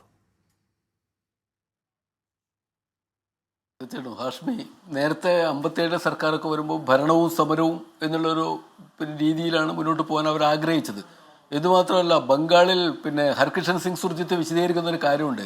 ബംഗാളിൽ അധികാരം കിട്ടിയപ്പോൾ ഹർകിഷൻ സിംഗ് സുർജിത്ത് ഹരേ കൃഷ്ണ കോനാർ എന്ന മന്ത്രിയോട് അന്ന് ചോദിക്കുന്നുണ്ട്, ഇവിടെ കാർഷിക നിയമമൊക്കെ ഒന്ന് പാസ്സാക്കിക്കൂടെ എന്ന്. അപ്പോൾ ഹരേ കൃഷ്ണ കോനാർ പറയുന്നത്, നമ്മൾ ഈ കർഷക പ്രസ്ഥാനം വളർത്തിയെടുക്കുന്ന അവരെ സമരങ്ങളിലൂടെ അവരുടെ ആവശ്യങ്ങളായി അത് ഉയർന്നു വരണം. അതിന് ആ സമരങ്ങളിൽ അവരെ ബോധവാന്മാരാക്കിക്കൊണ്ട് വേണം ആ നിയമം കൊണ്ടുവരാൻ. ഇല്ലെങ്കിൽ ജനങ്ങൾക്ക് ഇത് എന്തോ കിട്ടുന്നു എന്ന ധാരണയേ ഉണ്ടാവുള്ളൂ. എന്തിനാണ് ഈ നിയമം എന്നവരറിയണം. അങ്ങനെ സമരം സംഘടിപ്പിച്ചുകൊണ്ട് ഭരണത്തെ പൂരിപ്പിക്കുക എന്നൊരു കാര്യം ഹരേ കൃഷ്ണ കോനാർ ബംഗാളിൽ പറഞ്ഞത് ഹർകിഷൻ സിംഗ് സുർജിത്ത് കേരളത്തിൽ റിപ്പോർട്ട് ചെയ്യുന്നുണ്ട്. ഈ സംഭവവും EMSന്റെ ഭരണവും സമരവും നോക്കുള്ളൊരു നിലപാട്, ആ നിലപാട് അടിസ്ഥാന ജനവിഭാഗങ്ങളിൽ നിന്ന് ഉയർന്നു വരേണ്ട വർഗസമരത്തെ സംബന്ധിച്ച CPMന്റെ നിലപാടാണ്. അതിലൂന്നി വേണം ഭരണനയങ്ങൾ നടപ്പാക്കേണ്ടത് എന്ന സമീപനമാണ്. ഇവിടെ വരുന്നൊരു പ്രശ്നം, ഇപ്പോൾ ആശാ വർക്കേഴ്സിന്റെ സമരം ഒന്ന് ആലോചിച്ച് നോക്കൂ. കേരളത്തിൽ പിന്നെ വർഗങ്ങളിൽ ഉയർന്നു വരുന്ന പ്രതിഷേധത്തെ സമരശക്തിയായി വികസിപ്പിക്കാൻ ഒരുപക്ഷെ CPMനോളം CITUവിനോളം കഴിയുന്ന മറ്റൊരു പ്രസ്ഥാനമില്ല. കാരണം ഇവർ സമരശേഷിയുള്ളവരാ. അവർ വിളിച്ചാൽ ഈ അവിടെ പോയി ഇപ്പോൾ തിരുവനന്തപുരത്ത് ഇരിക്കുന്ന മിക്ക ആശാ വർക്കേഴ്സും അതിൽ ഭൂരിപക്ഷം പേരും 90% CITUവിൻ്റെ പിറകിൽ അണിനിരക്കാൻ തയ്യാറാണ്. എന്നാൽ ഈ ആവശ്യത്തിന് വേണ്ടി ചെല്ലുന്നത് ഒരുപക്ഷെ കേരളത്തിൽ CITUവിനോളം പോയിട്ട് ഇവരെ സംഘടിപ്പിക്കാൻ വേണ്ട സംഘാടന ശേഷി ഇല്ലാത്ത SUCIനെ പോലെയൊക്കെയുള്ള പ്രസ്ഥാനങ്ങളാണ്. അവർക്ക് പക്ഷേ രാഷ്ട്രീയ കാഴ്ചപ്പാടുണ്ടായി, അവർക്ക് ഈ വർഗസമരത്തിൻ്റെ സ്വഭാവം മനസ്സിലാവുന്നു, അതുകൊണ്ട് മാത്രം അവർക്ക് സംഘടിപ്പിക്കാൻ കഴിയുന്നതാണ്. അത് നമ്മൾ ഓർക്കേണ്ട കാര്യം അതാണ്. പക്ഷേ CITUവിനെ സംബന്ധിച്ചിടത്തോളം, CPMനെ സംബന്ധിച്ചിടത്തോളം എന്തുകൊണ്ടാണ് അടിസ്ഥാന വിഭാഗത്തിൻ്റെ ഈ ഒരു പ്രതിഷേധങ്ങളെ, അവരുടെ ആവശ്യങ്ങളെ സമരശക്തിയായി വളർത്താൻ പറ്റുന്നില്ല? പറ്റാതിരിക്കാൻ കാരണം അവരുടെ അജണ്ടയിൽ നിന്ന് ആ വിഷയം ചോർന്നു പോകുന്നു.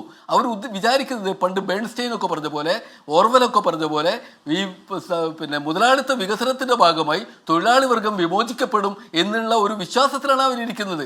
മുതലാളിത്ത വിപ്ലവത്തിന്റെ ഭാഗമായി തൊഴിലാളികൾക്ക് സൗകര്യം ഉണ്ടാവുന്നു എന്നതൊക്കെ നേരാണ്. പക്ഷേ വാസ്തവത്തിൽ മുതലാളിത്തം കൂടുതൽ കോർപ്പറേറ്റുവൽക്കരിക്കുകയും കോർപ്പറേറ്റ് മുതലാളിത്തം വരുമ്പോൾ ചൂഷണം പെരുകുന്നു. ചൂഷണത്തിന്റെ സ്വഭാവം ഒരുപക്ഷെ വ്യാപകമാവുകയാണ്.